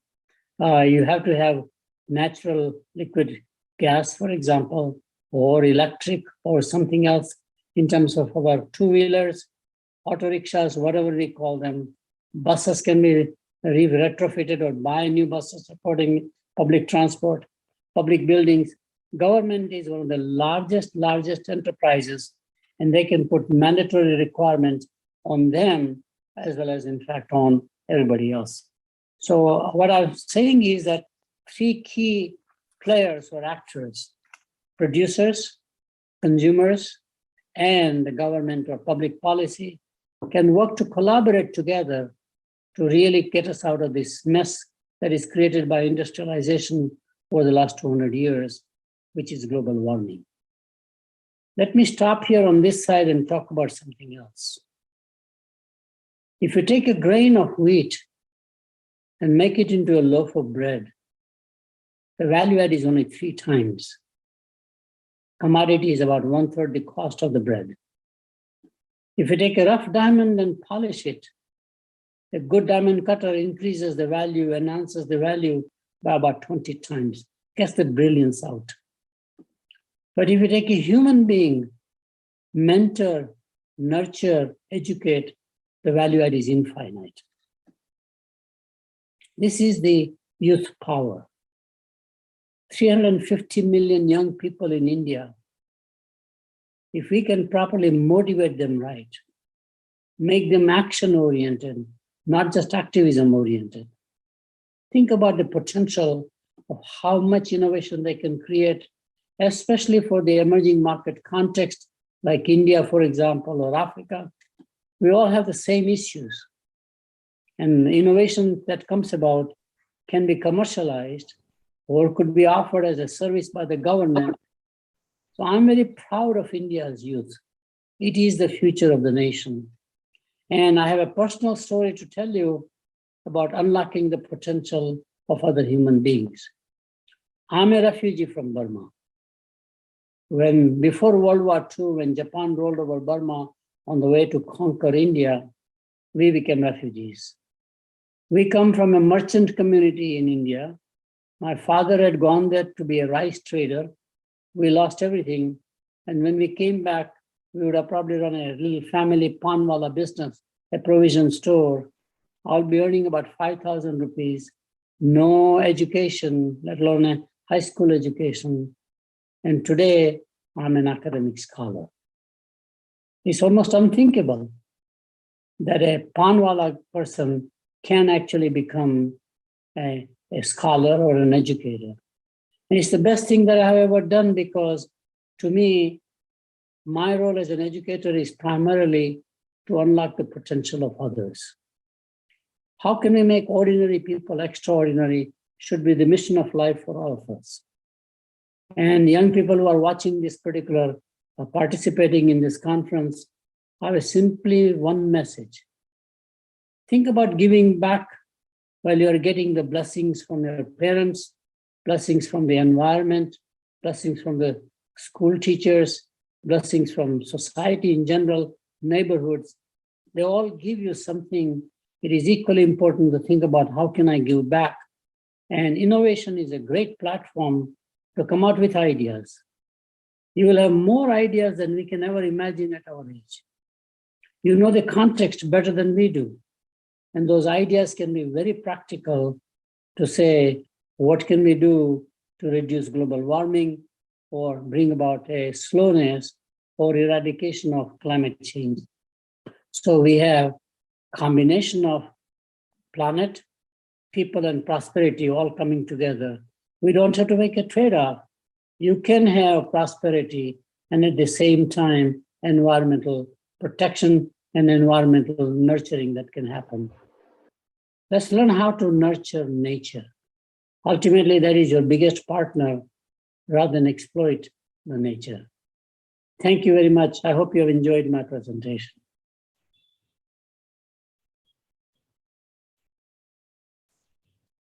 Thank you. I think it was a very, very good keynote. And before we start with our final segment for today's opening plenary, I would request everyone to avoid sending, once again, keep making the chat box too interactive. During the roundtable, we won't be taking any questions. Once the panel discussion's over, we'll have 15 minutes for students to send us your questions or raise your hand so that we can unmute you and you can ask the question pertaining to the panel discussion. Any questions regarding tomorrow's session and the day after can please be raised after the session's over. So I would now like to call upon all our guest speakers for our panel discussion on India, youth and climate action.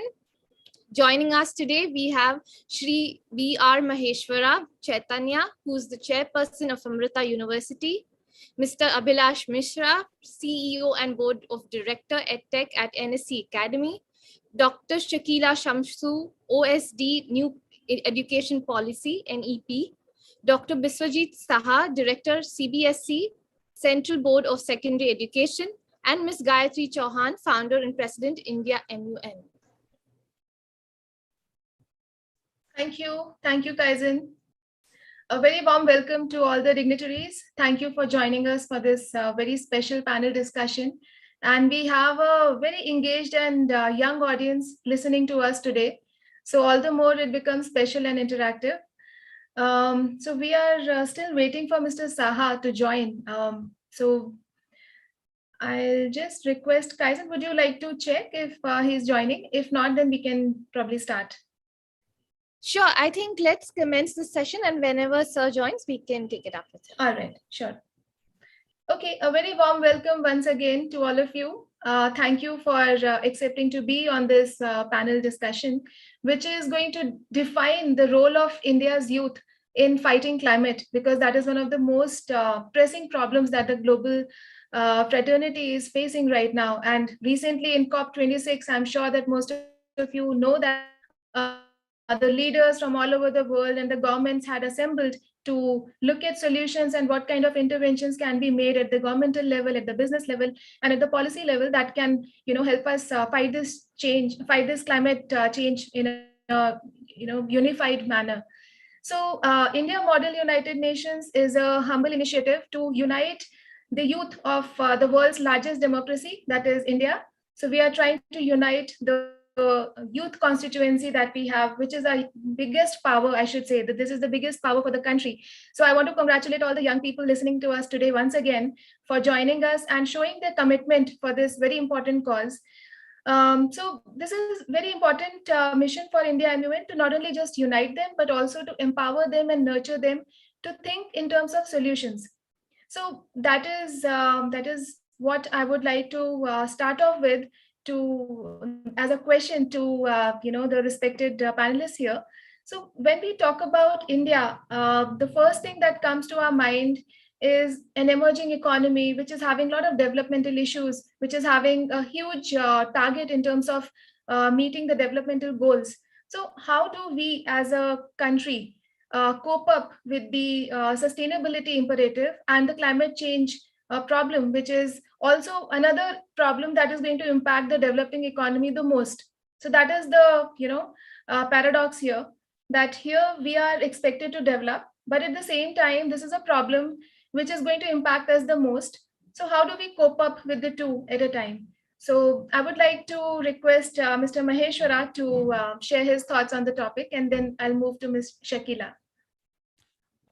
Thank you, Gayatri. A wonderful question you have shot on me.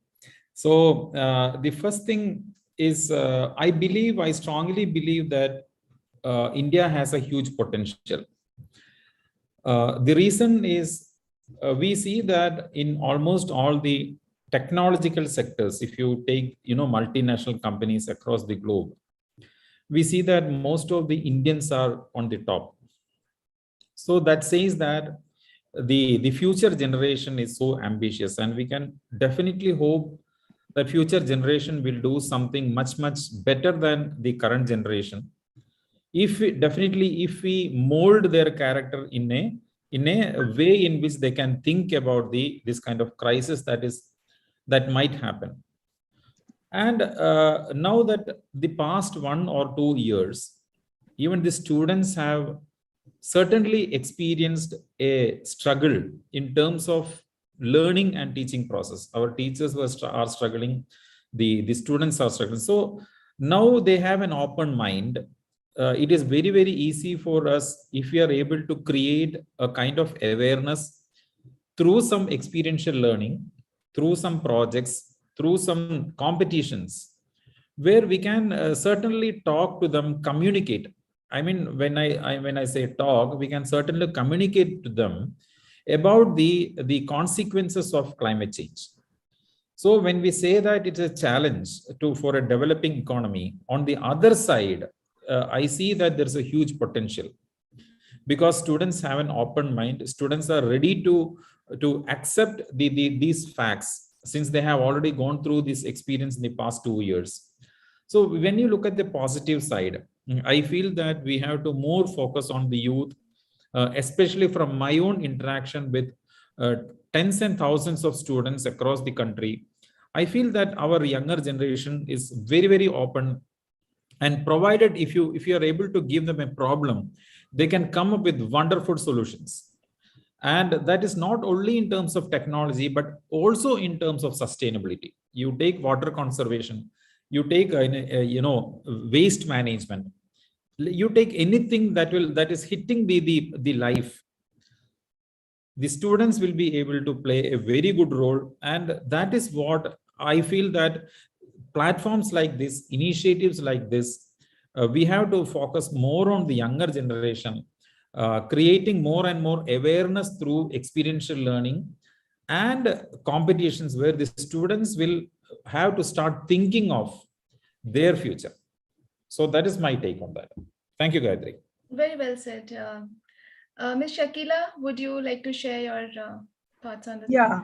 Good afternoon and greetings to all at India MUN conference today, and particularly to my fellow panelists.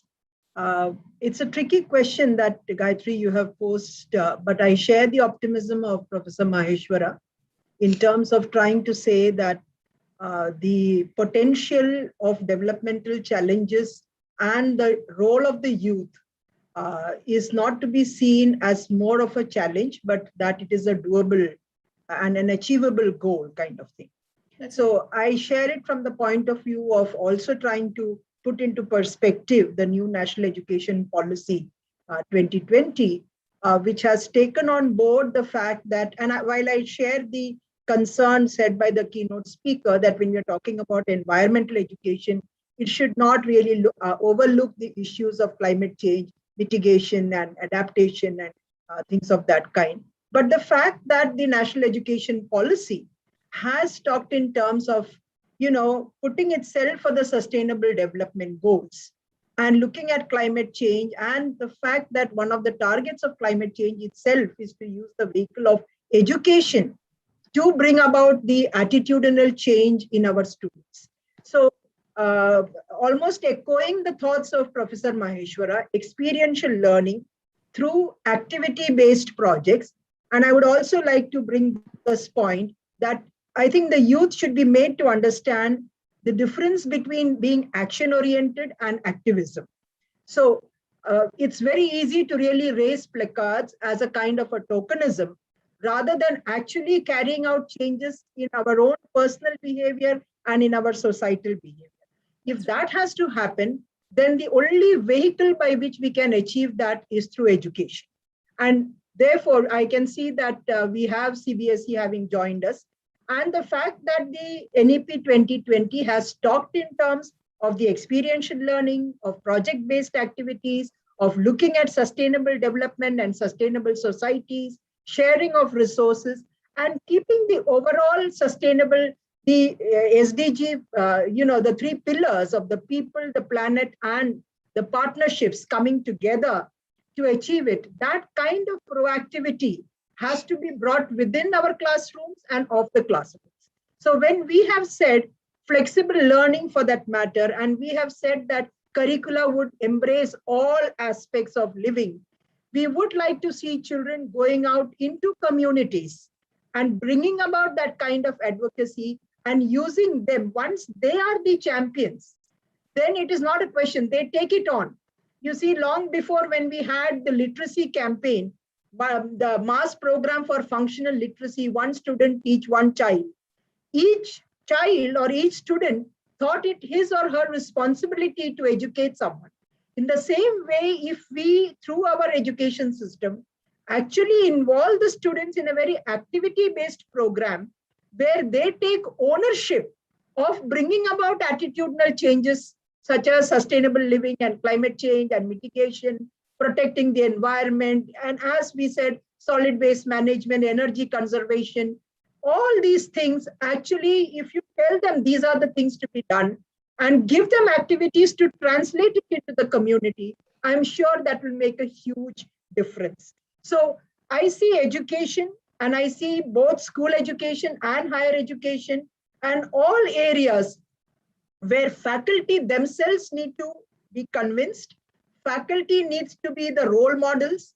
They need to make the students become the role models and the champions of the cause towards the concept of sustainable living and sustainable societies. So I think at this point, I'll stop here. I don't see that as being a challenge.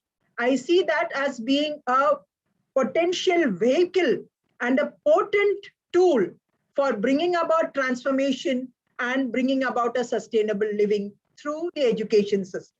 And for that, we need to harness our youth as the champions rather than just the followers of it. Thank you. Very well put, Ms. Shakila. Abhilash, would you like to talk about this a little? Because we have other questions also lined up, but would love to know your thoughts on this topic, you and Mr. Saha both. Thank you, Gayatri. First of all, many congratulations for this initiative, and it's such a pleasure to meet the other panelists, and of course, Dr. Saha, a well-wisher and friend and a partner for many years. I think what Professor Shakila Shamsu was mentioning, that every challenge brings an opportunity along with it. For those who are born in 70s, we have grown seeing the balance between life and nature being practiced by our parents. And sustainability was part of life. But those, which is the millennial generation, probably has not witnessed this because most of us have moved from our hometowns to bigger cities. But still in our homes, and if you look at worldwide, every culture or country has its own tradition of certain sustainable living practices which are deep rooted into the culture and the daily life.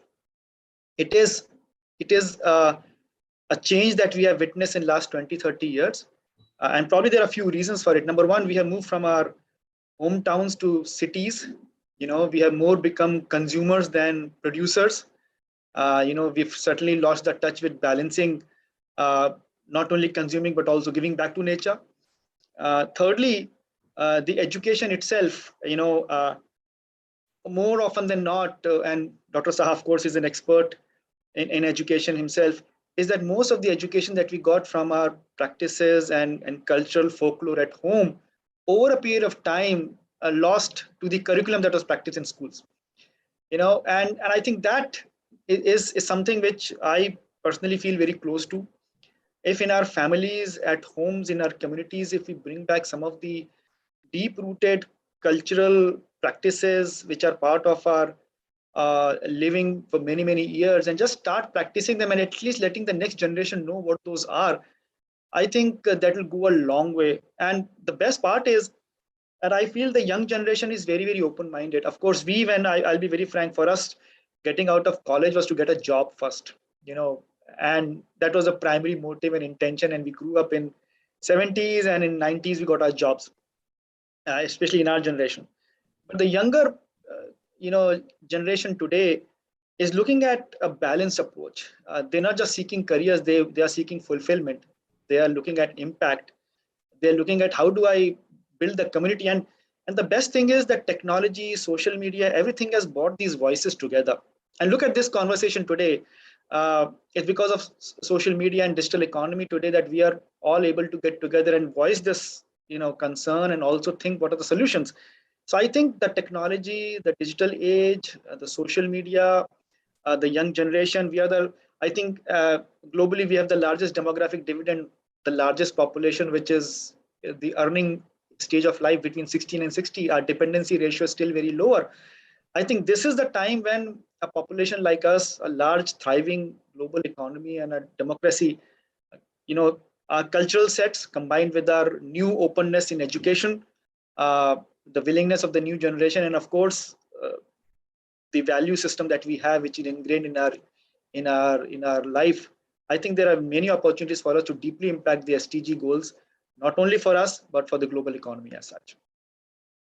Okay, very well put. And I can't agree more on the fact that the value system has to be leveraged further, because India actually has very sound roots. So the most of the problems that the country has faced in the name of development, that has probably happened while aping the West, whether it is your construction practices or the consumption practices, to be honest.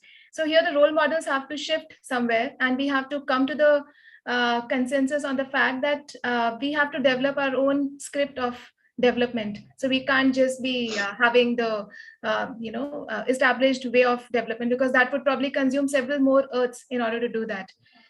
So Dr. Saha, over to you now. So just want to understand from you, what do you think could be the role of curriculum in impacting the young forces, and also kind of making this a priority in their day-to-day life? Yeah, thank you, Gayatri, first of all, for inviting, and also just I was listening Professor Samsu, Maheshwara, and Vilash. Definitely, in the school ecosystems, curriculum has a huge impact, or rather than curriculum, how the teachers take it forward to the classroom. That is more important in terms of delivery, transactions. And of course, new education policy try to focus upon all those areas so that holistic development of child is actually a fulfilling experience for all the family. Now, curriculum, of course, is a focal point in terms of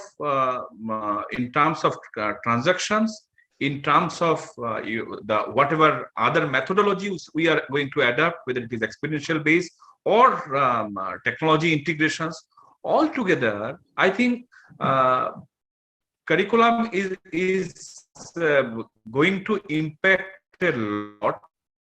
And here, actually, in the process of developing and defining the curriculum, especially the learning outcomes, the grade appropriate learning outcomes is more crucial, and how these SDG issues are totally integrated. It is not that a separate agenda to be included. It's an part and parcels of our curriculum and how it is being covered. Now, for that monitoring mechanisms, now too much of inspection systems is also impacting the total systems in a different way. But I think for the development growth, some mechanisms, in-house mechanisms of looking into these affairs, whether the curriculum is delivered or not, in full swing, the uniformity and other issues is very much important, because the diversity in terms of context and of course the linguistics and religious and other variations are quite huge in our country. Now, so at point of time, a single prescriptions may not be impactful enough, but as Abhilash has mentioned, that our present day teachers, they are the product. I should not use this kind of term, but we have a kind of connections with our ancient root plus the modern outlook. Now that infusions in the classroom should be visible for the group. And for that purpose, I think whatever we, NCERT, CBSE and other state-run body, different university systems, what we are trying to focus upon is how we can develop the teachers' capacity so that they positively take up this agenda. It is not that the curriculum coverage only for the purpose of examination.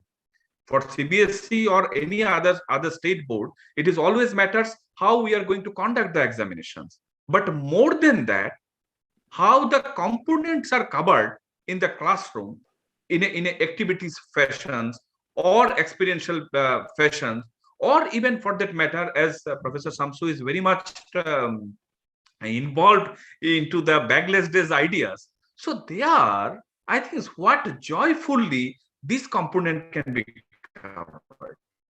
So those issues are, there are total autonomies are available to the schools and also to the teachers.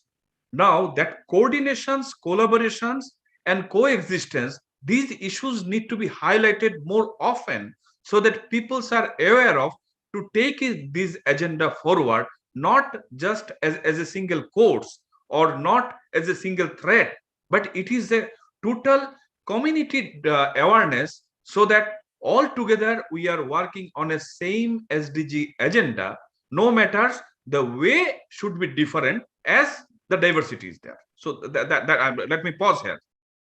Okay, very well said. And here the conversation that we are having that actually moves beyond SDGs. And I mean, I'm trying to press mostly upon the urgency of the climate action, because we being a developing country and also being surrounded from three sides, because geographically also we have to see what kind of positioning we have.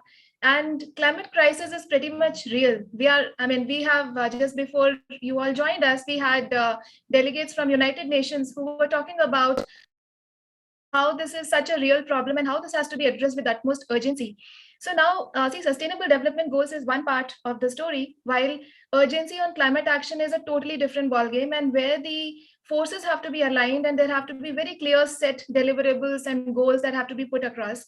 And from that perspective, I would love to understand that what kind of role do you foresee youth playing in next 5 years? Because in the recent COP26 summit, you might have heard that our Honorable Prime Minister Modi ji, he did mention 2070 as the as a timeline for India to achieve these targets of net neutrality. However, 2070 is actually too far. In fact, if we were not able to manage our emissions by 2050, we are pretty much doomed. So given that these timelines are pretty real and these there is enough scientific evidence to prove these points. What kind of steps are we going to take to make some measurable steps and targets to make it happen? This question is for me.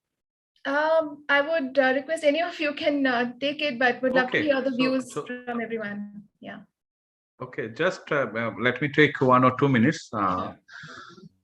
First of all, there are already this kind of initiatives are taken by many of our schools. It is not that we are waiting or they are waiting for some circular to be issued from the side of CBSE or from the side of the ministry. It is already many of our schools. So we are calling a concept of green school. Now, that is, of course, related to the infrastructure and carbon emission and other things. But as you have rightly mentioned, how we are involving the child to participate in this mission. So we have a one component called SEWA, Socially Empowered Work and Actions. This is a kind of project-based learning. So there, irrespective of the subject students are opting at grade 11 or 12 or even in class 9 and 10, they can do this kind of projects as a part of their curriculum activities.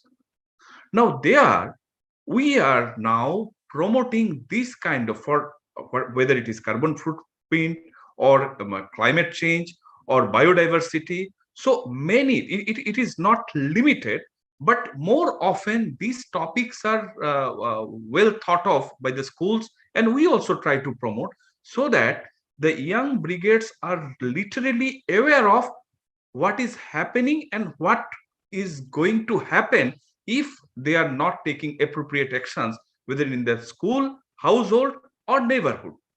So that kind of social interventions we are trying to highlight. And of course, sustainability is a very big issue. They are also how we can infuse that climatic component. We are trying, but definitely wholehearted participations of industry and other partner institutes, university, school of higher learnings, other altogether, I think, as a country, as Honorable Prime Minister has set a target for 2070, but at least altogether, so many institute of higher learning and so many schools in India, together, if we take a mission, I think it would be fair enough to reach many stakeholders. And I personally thanks you, Gayatri, because this is the kind of initiatives we all together have to take, so that at least we reach to the young mind and sensitize them, so that their thinking abilities actually we can change in terms of that future climate condition, and also they are part and parcel of that systems.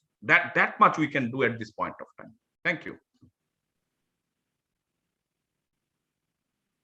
So Gayatri, can I talk for 2 minutes? You're mute, Gayatri. Yeah, sure, please. Yeah, so as rightly pointed by Dr. Saha, see, we as a university have we have a program called as Live-in Labs. So what that Live-in Labs does is we ask the students to go to villages, understand the problems faced by the villages. So it can be water conservation, asking them to asking in the sense that they have to live with the village people. So as rightly pointed by Dr. Shamsu, what happens is they understand in reality. It is not just presentation, it's not just video. Living with the villagers, the students will understand, okay, there is a category of people in the country who are living in this condition. And that itself will imbibe that kind of culture to be aware of the surroundings. And they come up with the solution for their problem. For example, our civil engineers went to Rajasthan and they built a water tank. In fact, they built a water tank. It is not just engineering concept they did, but they actually did that entire project.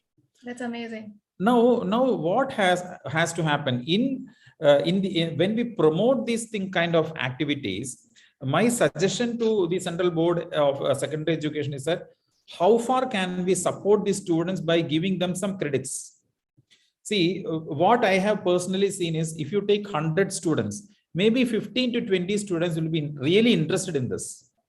Now, what is that we can do to nurture those 20 students so that they become a role model and others follow the way. Absolutely, yeah. So if you are able to nurture them by giving some grace mark, so we have a faculty coordinator, they will monitor the entire project, and this is part of the curriculum itself, and we award them credits. So which means that they are not just doing for just satisfaction, but from some academic benefit also. So that when they join the industry, when they go for placements, and when the companies see that, okay, this is something which they have accomplished as part of the extracurricular activities, which as Dr. Abhilash said, closely living with the nature, understanding the problems, which we had, but the younger generation doesn't have. So we create an opportunity as part of the curriculum by giving them credit and grace mark. I think that is something which we need to do, even in the case of teachers also, not just the students, but the teachers, because teachers, I'm sure that I am also a teacher, so I know how much issues or how much of struggle a teacher has to take to deliver a topic. Now, how are we able to nurture them? What is it that we do to recognize them? What is it that we do to encourage them so that they come up with their own initiatives and they build a separate department or a division in the school itself? They become the role model. So that is something we have to think of.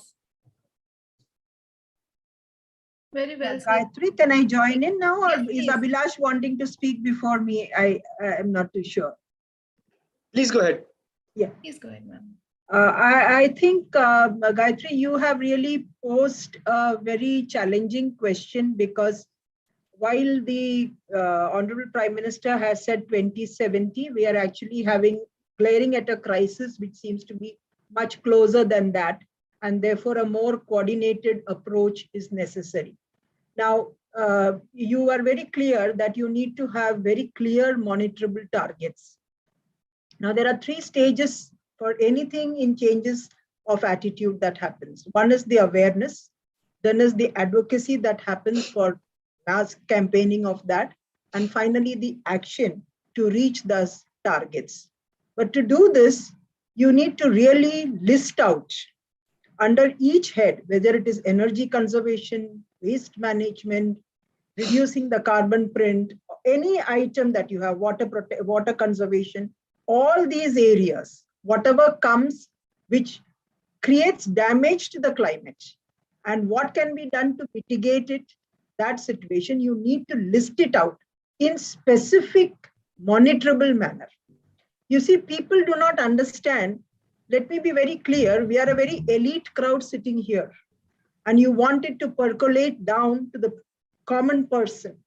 Now, the person, like Abhilash said, those who live in the rural areas, they have lived with the concept of sustainability.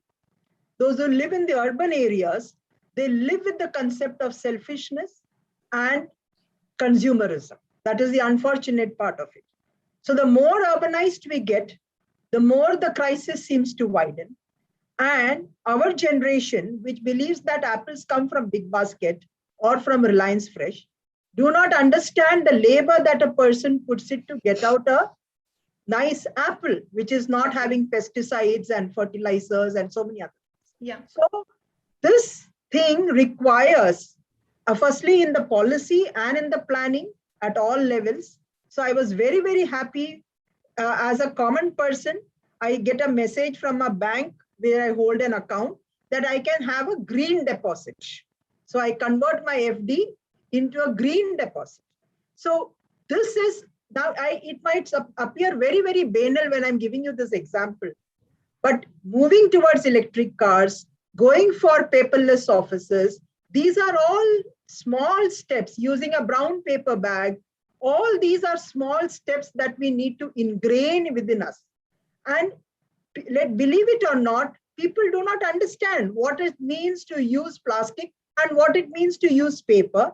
And at the same time, not using paper in a very erratic manner because you're cutting down so many trees for that.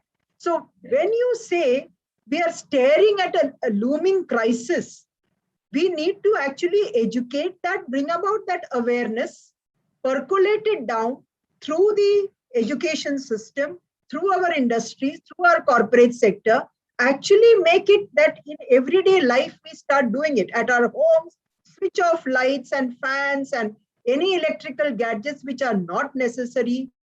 These are luxuries that we enjoy taken for granted, which they don't understand because you are not seeing the crisis of that immediately. As one of the Nobel Prize winners for climate change mentioned in a discussion, he was saying you don't realize what is happening in Greenland or what is happening in the Antarctica because that's not touching you immediately. Exactly. It's going to touch you much later. So you don't look at that. Now coming to just the 2 points that Dr. Saha and Professor Maheshwara had raised. For the B.Ed program, which is the teacher training program, environmental education is an integral part of the teacher training program. So that there is a sensitivity to new teachers in the making, the teacher trainees, that they will understand this as a inherent, very important topic, and it need not even necessarily come into, even though it may be a separate subject, it should be ingrained within all the curricula when you give examples and so on. So even if I'm teaching history, I need to give examples where environment used to be protected in a certain manner. Why was a certain architecture in the Harappan culture or the Mohenjo-daro culture done in this manner? Because that is how it protected the natural resources. So within all curricula, whether it's geography, whether it's science, whether it is language, you need to see all of it across that. And also for the faculty induction programs that we conduct which has been made mandatory for all assistant professors now, we have environmental education as one of the teacher training modules itself. So the sensitization to the teachers is already there. It is already a part of the national education policy where we say, like Professor Maheshwara was mentioning, giving weightage to the activities that they do. We have said that. We have said that what was normally considered as extracurricular, and these were all extension activities which are seen, are given due weightage even at their class 10 and at their class 12, and also within the higher education system, so that it is an incentive for the students to actually relate for community engagement and think in terms of bettering the living conditions of the areas within which they live. And rightly so, one size cannot fit all in a country like ours. What is a crucial natural resource in one area may be very different from a crucial natural resource in another part of the world, within India itself. So I think accepting the diversity in terms of the resources and accepting multiple approaches, these all need to work by proper policy and planning. And I think each one of us, I always believe even when I talk about NEP, it's not that I am Atlas carrying the globe on my shoulders. Let me do my little bit or my might, my very small might. And if all of us start thinking together, small drops of water make an ocean. That is the way in which you can approach climate change. And that's the only way by which you can bring about, each one of us have to accept our ownership, that we will allow our children to inherit a planet in the same way that we were fortunate to have inherited. Thank you. Thank you, ma'am. Mr. Abhilash, would you like to add to that? It's such a delight to hear Professor Shamsu and Professor Maheshwara and Dr. Saha speak. I'm connecting some dots, between what the future is. This generation is going to start working very soon. Some of our friends on this conversation today are looking for employment after they graduate. And I'm taking reference from the World Economic Forum report of 2018. It doesn't talk about SDG, but it says, what is the future of work looking like? And what are the qualities or skills for the future? And you'll be very surprised to know that they list 16 of the qualities which they define as foundation literacies, competencies, and character qualities. Climate change, it's a change, it is happening, and we are witnessing in our generation, and our kids are going to witness it in the future. They mention what are character qualities. I'm going to read it for you. It is in front of me. How students approach their changing environment. Now, in that, there is a point called social and cultural awareness. Climate change is not only a geographical or environmental change, it has a larger ramification on the social and the cultural fabric of what we are and what we are going to be in the future. Now, if this is what is the need of the future, I think the first starting point will be, very frankly, start having conversations at home. We cannot leave everything to the school. and the teachers and the curriculum and the professors, they are doing the maximum bit. What we need to do at home, and I'm going to give you a small example. I work for National Stock Exchange and the NSE Academy. How many of us, when we were growing up, did our parents have talk about money at home? You know, it was all about studies. Paise ki baat nahi karo, leave it to your parents. And today we find that financial education or financial literacy is a foundational literacy for the future. Similarly, having these conversations at home, why is the climate changing? What are the ramifications? How things have evolved in the last 20, 30, 40 years, and what are the dangers of this change happening in the future? I think simply starting those conversations, encouraging our children to participate in these dialogues and conversations, starting small, and then looking at the bigger picture, because unless they understand the concepts of this, for them, it will become a topic or a subject or an elective. Oh, I have to just pass through, you know, I have to just get marks in it. They will not have a buy-in, they will not have an emotional investment into this. And as Professor Shamsu was saying, this is not going to hit you today. It is going to hit you 20, 30 years down the line. What is happening in Antarctica, nobody, while you see something happening as a protest appears in your drawing room because you're watching a TV, most of this news doesn't get to the TV because it's not striking. It is not impacting. Somebody will talk about a flood, somebody will talk about an earthquake, but that is 2 days. After that, what happens? You know, the current news takes over. My point here is, let us start these conversations at home, have these dialogues with children, talk to them about what it is, bring some reference to our past, where we have come from, and then try to tell how they can ask them questions, how they can play their role. Let them find answers. They're a bright set of generation. The future citizens are bright. It is not all about learning coding. Will you use that learning of coding to do something which will help the environment tomorrow? Are you going to work on a project with the Met department trying to predict weather patterns? Are you going to learn coding to help farmers find out what kind of weather will they foresee when they plant their crops? So it's just about, I mean, today rushing about coding and analytics and data, all the buzzwords of topic that we see, but where is the dot connecting it to? Where is the thread they are feeding into? I think that is the kind of awareness that we have to bring in. And then only these topics will be well discussed, well interpreted, and well followed through. Thank you, Abhilash. In fact, the point that you made and what Ms. Shamsu was saying, that you know, the application of one is weaving these environmental and climate action related concepts within the curriculum. That is very important. Like when we talk about history, she very nicely mentioned that how can the Harappan civilization or Indus Valley civilization connect with the good practices that were done then and be connected back, because that gives you some insight to think of like what can be done in the future. Similarly, when you talk about coding, here we are, I mean, just trying to make applications for the way to connect the dots is exactly this, that it need not be approached in silos. It has to be interconnected. And the concept of sustainability in itself is actually a very interconnected concept and an interconnected impact that it has on the entire, you know, living ecosystem here. The planet is here to stay. I tell everyone whenever we speak on, you know, the climate change, generally people think that we are here to save the planet. We are nobody to save the planet. We are just here to save our own existence on this planet. This planet will be here and there will be, in fact, we might go extinct because of the practices that we are following right now.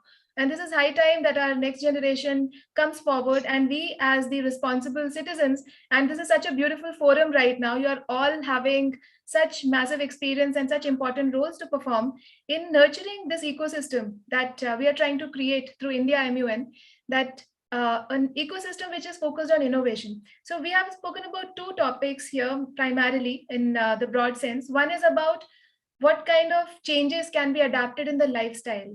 That is definitely going to have a huge impact. As ma'am said, that I mean, drops of water will make an ocean. But that is just one part of the story. The other part is how do we bring in innovation to solve something which is not existing right now? And that requires an absolutely fresh and creative thought process. And we are used to thinking in terms of constraints and limitations because we know what doesn't work. However, for the young minds, it is all about possibilities. They think in terms of possibilities, that this can also happen, that can also happen, we can do this, we can do that. So I would love to hear your thoughts on this aspect, that how can we, you know, kindle that imagination, how can we kindle that innovation spirit right at this young age? Dr. Saha, you may go first. Okay. first of all, taking the all recommendations from our National New Education Policy, we are now working on school innovations, how we can promote the innovations culture in the school ecosystems. So with the Ministry of Education, and especially we already government has set up a innovation cell, and with their support, we are now coming up with school innovation startup policy. Already for Higher Education Institute, they have already come up with this document. Now there are all kind of facility, and especially how students they will get time for thinking, and also this kind of real life problem how they can solve, and also come up with that solutions can be further patented, and also the mentors can support them in a many way. So that policy is mainly aiming for that. And there, this kind of agenda is very much crucial. And just to share with you all that as Abhilash has, although he mentioned the coding, but using AI tools, including the coding and other things, many of our young children, they came up with very good, effective tools which is going to calculate the carbon footprint in the school premises, and also how it that the reuse cultures can be inducted in the schools. Those things are actually coming up from the young students thinking. So that itself showcasing the innovations, and definitely more and more practice-based learnings we have to promote.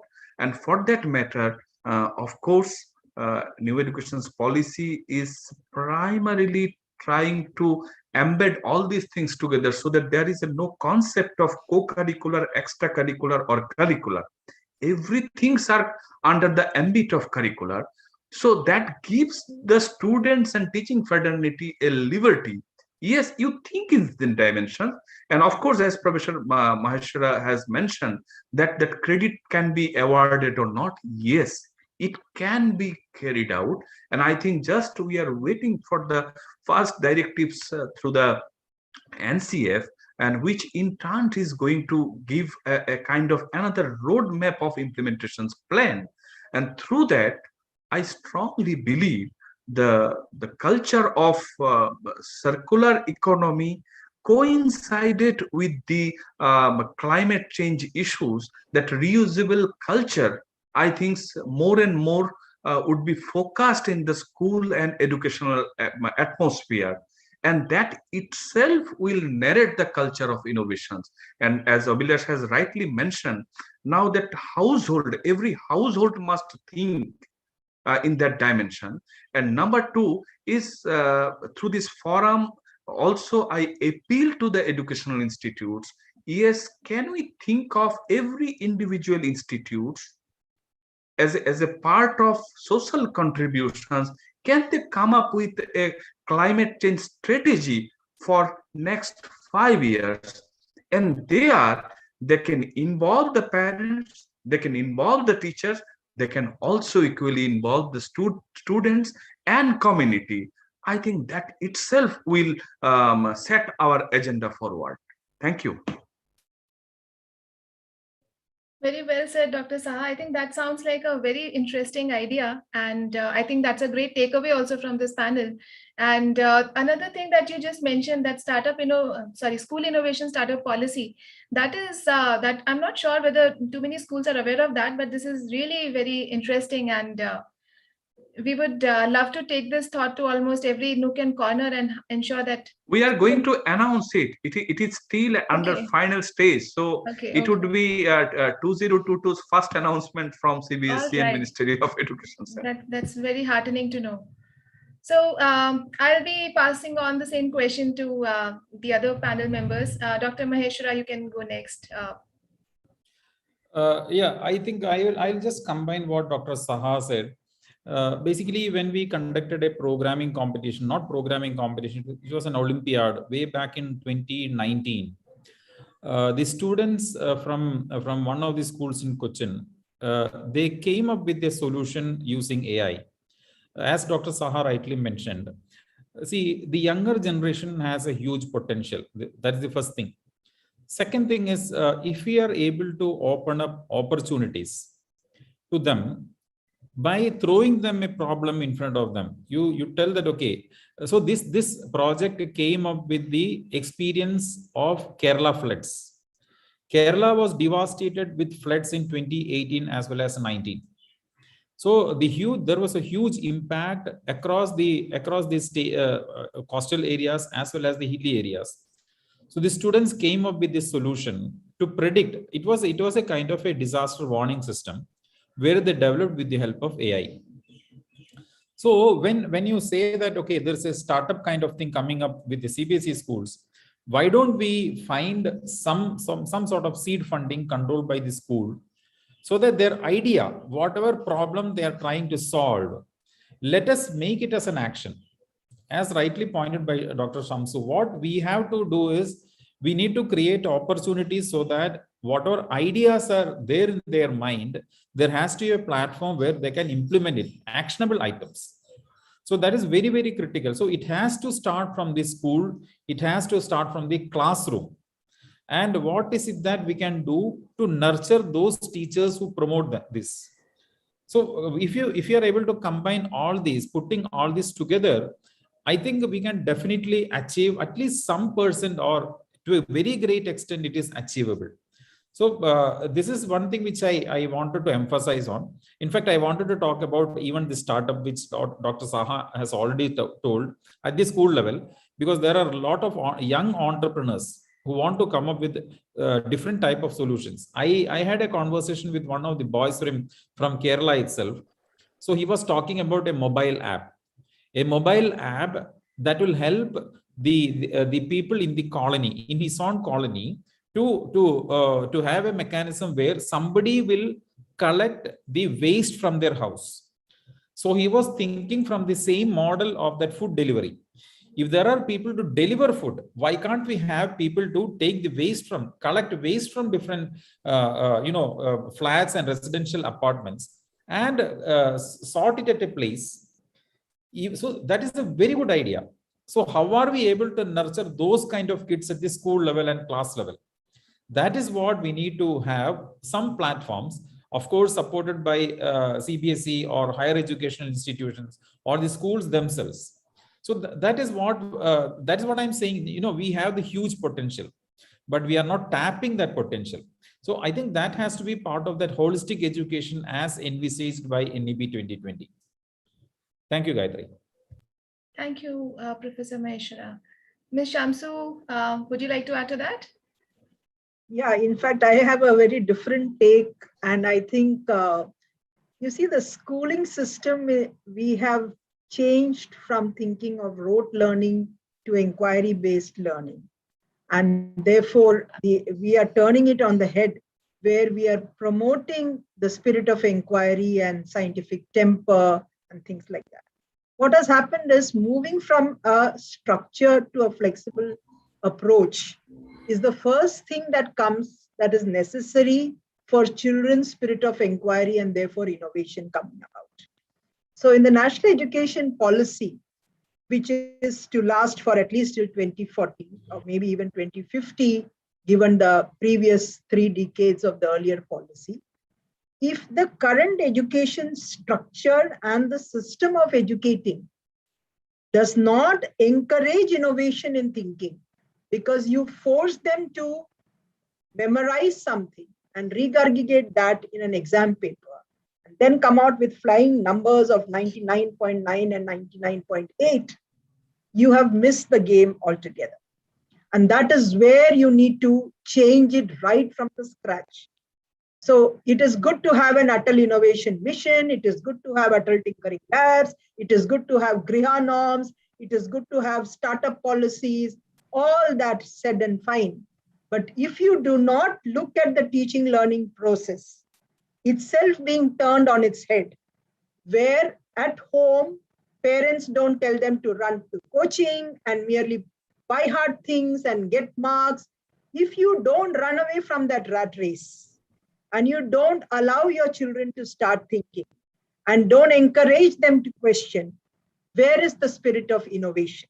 And I'm very, very upfront and quite passionate about this thought that we ourselves are criminals in the way we bring about our children, the way we force them, because we take pride in trying to say that my son or daughter cracked the IIT JEE exam or the IIT exam or has become, a doctor. There is nothing else that is holier than thou if you are not a doctor or an engineer. And there are so many avenues. If you want innovation and you want innovative strategies and innovative solutions to come about, please let us start allowing our children to think in a flexible manner. And that should be from homes. Like Abhilash said, it is not everything in the schools and the colleges. It has to start from the way we are. Now, having said that, once you nurture a spirit of innovation, allow them into your classroom situations and off classrooms environment.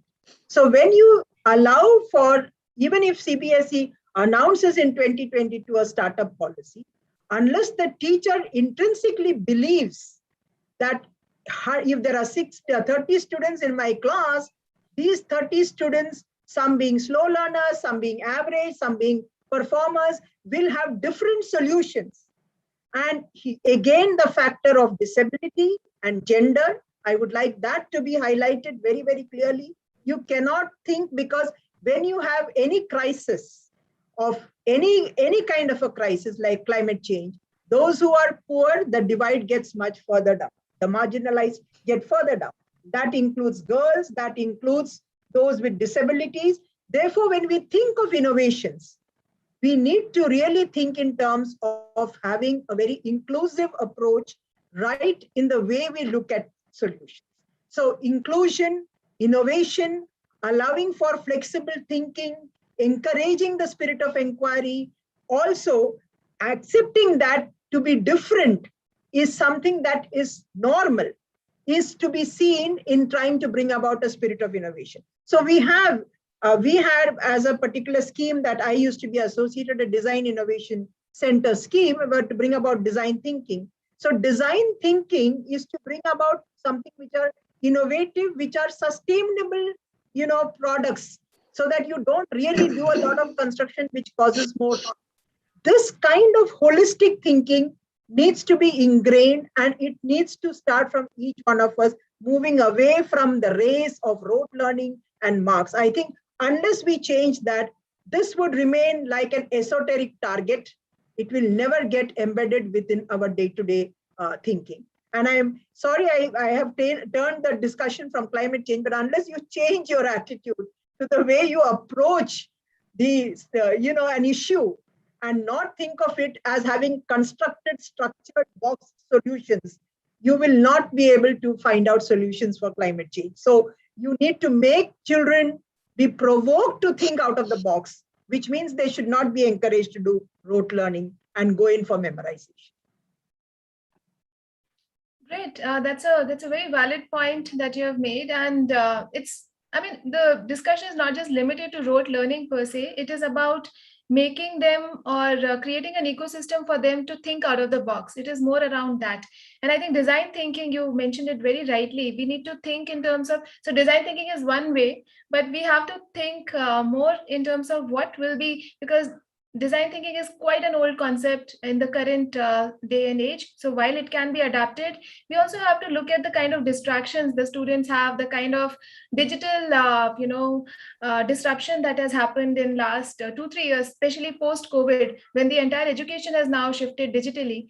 In fact, we are having one panel dedicated exactly on that how do we cope up with the technology and how do we leverage technology for climate solutions. So here it becomes all the more important to think of new and innovative ways to, not just further innovation, but also look at innovative ways of making that out of the box thinking happen. So probably in the light of digital disruption and in the light of new age exposure that the students have because of internet, there has to be some way of controlling that and guiding them to the right direction and to the problem solving direction, because there is a there is a huge lot of students that is just wasting their talent and time, both on things like TikTok videos or some very, unnecessary content that is being consumed, right? So I'm nothing against an organization or the entertainment here, but it is more about focused attention on trying to solve something. The moment you start believing that this is my problem, I own it and I have to solve it, your mind starts working in a different way. However, when we just leave it free, and if you just even take the bar of some little bit of discipline that you had, then it is all the more difficult. So any thoughts on that, Abhilash, from your end? No, sure. Thank you so much. I just wanted to continue what Professor Shamsu mentioned. Yeah. Every innovation, every idea needs some support, some encouragement, some reward, recognition for it to continue. And I think the startups, the new ideas, the innovations, unless we have some funding available to test, the solutions, products, take it to the market, get a valid feedback on the solution or the product from the industry, the users, come back, put more money behind it and scale up, it will not change. And I have an out of the box idea right now. All organizations, all organizations have a CSR fund. Why can't a part of it be allocated as a corporate climate responsibility allocation, and it could be something from your own spends. Let us face the fact, all organizations, while provide employment and livelihood to employees, but also are producing a lot of stuff which is damaging the climate around, the air conditioning system, the pollution that is caused, the lighting, consumers of energy, and large companies, large employee base. It's an entire consumer economy, because the organizations are consumers too. So I'm simply thinking part of that, and especially through forums like yours, Gayatri, there could be a awareness, there could be some thought leadership around how can the CSR funds, a part of it could be allocated as corporate climate responsibility. Channelize that fund, that support, that mentoring to the young, students in universities, colleges, and the school education system. They get recognized. There could be competitions. There could be ideas that could be adopted by the industry. If a student in class 12 CBSE school or a higher education institution has some hypothesis, an idea on climate or sustainability management, can then not be adopted as a case study by an organization trying to solve their own problems by allocating some fund from their corporate climate responsibility fund. This could certainly encourage a large, what I would say, a flywheel effect over a period of time. Start small, but over a period of time, when more resources, more mentoring, more support comes, I think more will be the encouragement and the recognition for the younger population to pick up these ideas. And Dr. Shamsu said, if you're not pursuing engineering or medicine or any profession, why this should be a vocation for you? Because once it over a period of time in next 5 years becomes, this is also a vocation, this is also a part of a career, because some ideas, some mentorship, some hand-holding has been done for students who pursued this. I think those will be the champions for the future. And companies can, all the companies are trying to solve some problems. A part of this could be solved through some allocation of funds also. Thank you, Abhilash. And with that, I would actually thank all the panelists here. While the conversation is really engaging and I would love to go on and on, but there is a limitation in terms of time, and we would love to keep in touch with all of you to further this conversation. Just one point. I have just Yes, one please, point. please. Yeah, just a quick point. Yeah. The point about technology and the fact that, an overexposure to technology is also having a damaging effect. Right. I think that needs to be run through, and I fully appreciate your point that the children's focus is seeming to be, wasted on things that when you have screen time being there, that also is a matter of concern. So I think using technology in a sustainable manner becomes equally important to ensure that we put a break on many aspects relating to, sustainable societies and things like that. I just thought I need to make that point on digital technologies. Thank you. Thank you. Any other concluding remarks from anyone? Okay. Dr. Maheshwar, you want to say something? Yeah, just one addition. See, what Dr. Shamsu said, raised those points, it is 100% correct. See, I don't think that we can have innovation to bring in change of attitude. Fundamentally, the aspect is how you change that attitude, how you bring that change in attitude. That is very, very important. Whatever innovation you bring in, whatever incentives you bring in, whatever technology you bring in, ultimately it depends on a person's attitude on how to utilize my resources effectively and efficiently, Exactly. so that it is not impacting the climate change. So that is the root cause of this whole issue. So that needs to be addressed well. Thank you. So that also, leaves the room open for some more deliberations and discussions, and take away from this session that these are some of the areas that have to be still looked upon, and we have to figure out ways to fix these things. So I would like to thank all the panelists a lot for their time and for their very valuable insights. And the student fraternity is really enlightened, I'm sure. But I should appreciate students also for their very patient listening and being there for last 3 hours. So thank you everyone once again. Thank you. Thank you so much for inviting. Thank you so much. Thank you. Thank you, everyone. With this, I would like to hand it over to Ms. Kaizen to take the session forward for the closing remarks from. Thank you so much, Gayatri. I think it was a lovely session indeed. And before we wrap up the session, I would like to invite Mr. R.K. Gautam to share the announcements for tomorrow and the expected outcomes. Thank you, Kaizen. We have been interacting on emails and on the charts also. So most of them are aware of tomorrow's and day after tomorrow's program. The idea is to just reiterate and then remind them that the program starts at 10 o'clock tomorrow. Tomorrow only the committee sessions will happen. Those 18 committees will sit for the discussions, and by the end of the day they will come out with a resolution which they'll email. The chairs will email them to the councils. Okay, the council will meet on the third day 3, which is 23rd of December, Thursday, at 10 o'clock in the morning, and they'll conclude their deliberations by 1 o'clock in the afternoon, and then there is a lunch break. The General Assembly will sit from 2 o'clock to 5 o'clock on the same day. So the council will consider these resolutions and then vote them clause by clause and send them across to General Assembly. The General Assembly will have an overview of them. If there are any observations, they'll make out, and then they would probably make a declaration out of this whole deliberations.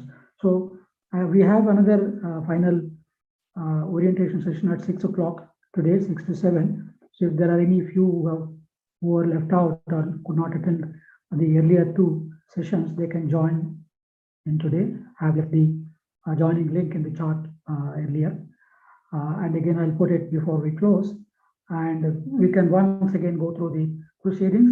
And as I can see, a lot of anxiety among the participants and delegates that they're worried about the procedures and the rules and regulations of the sessions, proceedings. Please focus on acquiring the knowledge on these topics from whatever sources you have handy. As I said, not necessarily from the internet and Googling. You can also talk to your parents, talk to your friends, or anybody who can give you some guidance on these topics. Just get a better idea about each of these topics. You don't have to go into too much of technicalities, but then yes, it will help. As much as you learn about the topics, the better you will face the deliberations tomorrow. You don't have to formally prepare any specific documents, but if you have made, or if you are making a policy statement or a standpoint or whatever position paper you want to make, you are free to make that, and then table it tomorrow when you come, which means you have to attach that or post it on the chart so that all the delegates will have a look at it. But more important thing is you have to speak about it. You have to talk about what your country is doing or plan to do on each of those problem statements, and then how you bring some solutions to the table. So focus on that. Rest of the things will fall in place. Don't worry about coordinating with chairs and vice chairs. When you meet, it will be instantly, you'll make friends with them and learn from each other and collaborate. So you have a lot of questions on the attire. Just come with a decent attire. You'll all look beautiful. I'm sure young faces, brilliant, radiant faces in the morning. come with the best attire you can be seen, because you will be on camera, and speak when you are required to speak. Please keep the whole deliberations orderly, and let's make the best out of these. If there are any still specific questions, please join me at the orientation at 6 o'clock, and we'll clarify everything. There are a few questions who are asking whether they can register right away, right now, for tomorrow's session. That's not advisable, because though we are not formally closed the registrations, it may not help them, because there is too little time for us to even put you in some committee, and most of them are full, and you will find it difficult to actually start preparing for tomorrow morning session. Okay, so I'm not in favor of registering and expecting the organizers to put you in some committee, but if you are still interested in attending it, whoever is taught, we are registrants, we are putting them as passive or silent spectators or participants. You can listen to these deliberations tomorrow live, or there'll also be recordings that will be posted on indiamun.org website. You can refer to them in leisure and go through them and learn something out of it. So this is in brief. We'll meet tomorrow. Drop in at least 15 minutes before, so that we will know who has dropped it, or half an hour before. We'll keep the waiting room open, and we'll start putting you in. I think there is an automated process will be directed to your respective committee breakout rooms. Okay. Thank you very much. Gautam sir, there is a request. I think people are requesting for the link for the orientation session to be posted here. I have shared it twice on this chart. I'll Okay. share it again now. Okay. Yeah, So they might have may get missed out. So as a last chart, I will add it just before closing. So give me half a minute. I will add that. Thank you very much. And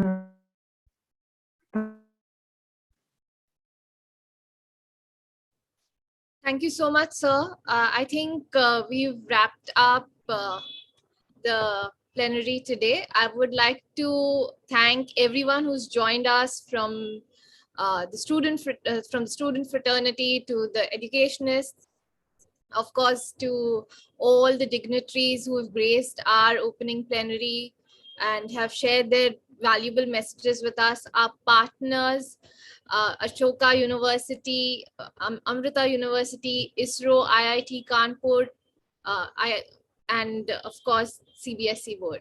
So thank you so much, everyone who's joined us today. Wish you all the very best for the next 2 days.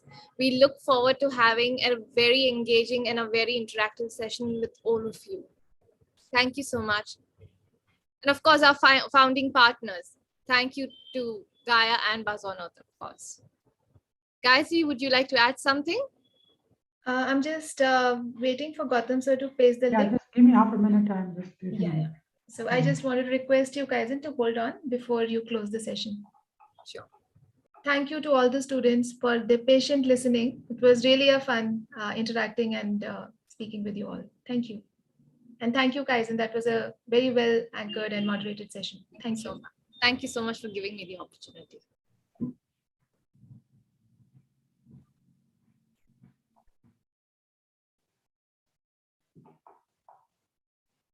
Just half a minute.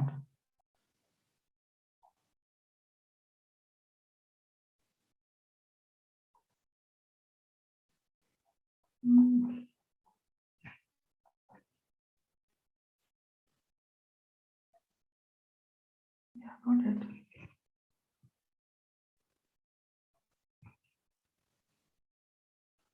Okay, so this will be the final.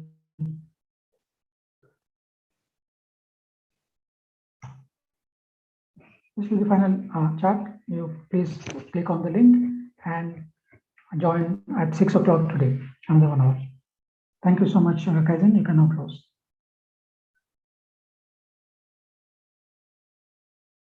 Thank you so much, sir. I hope everyone's received the link now. So we'd like to now call this opening plenary to close. Thank you so much, everyone, for joining us today. Good luck and wish you all the very best.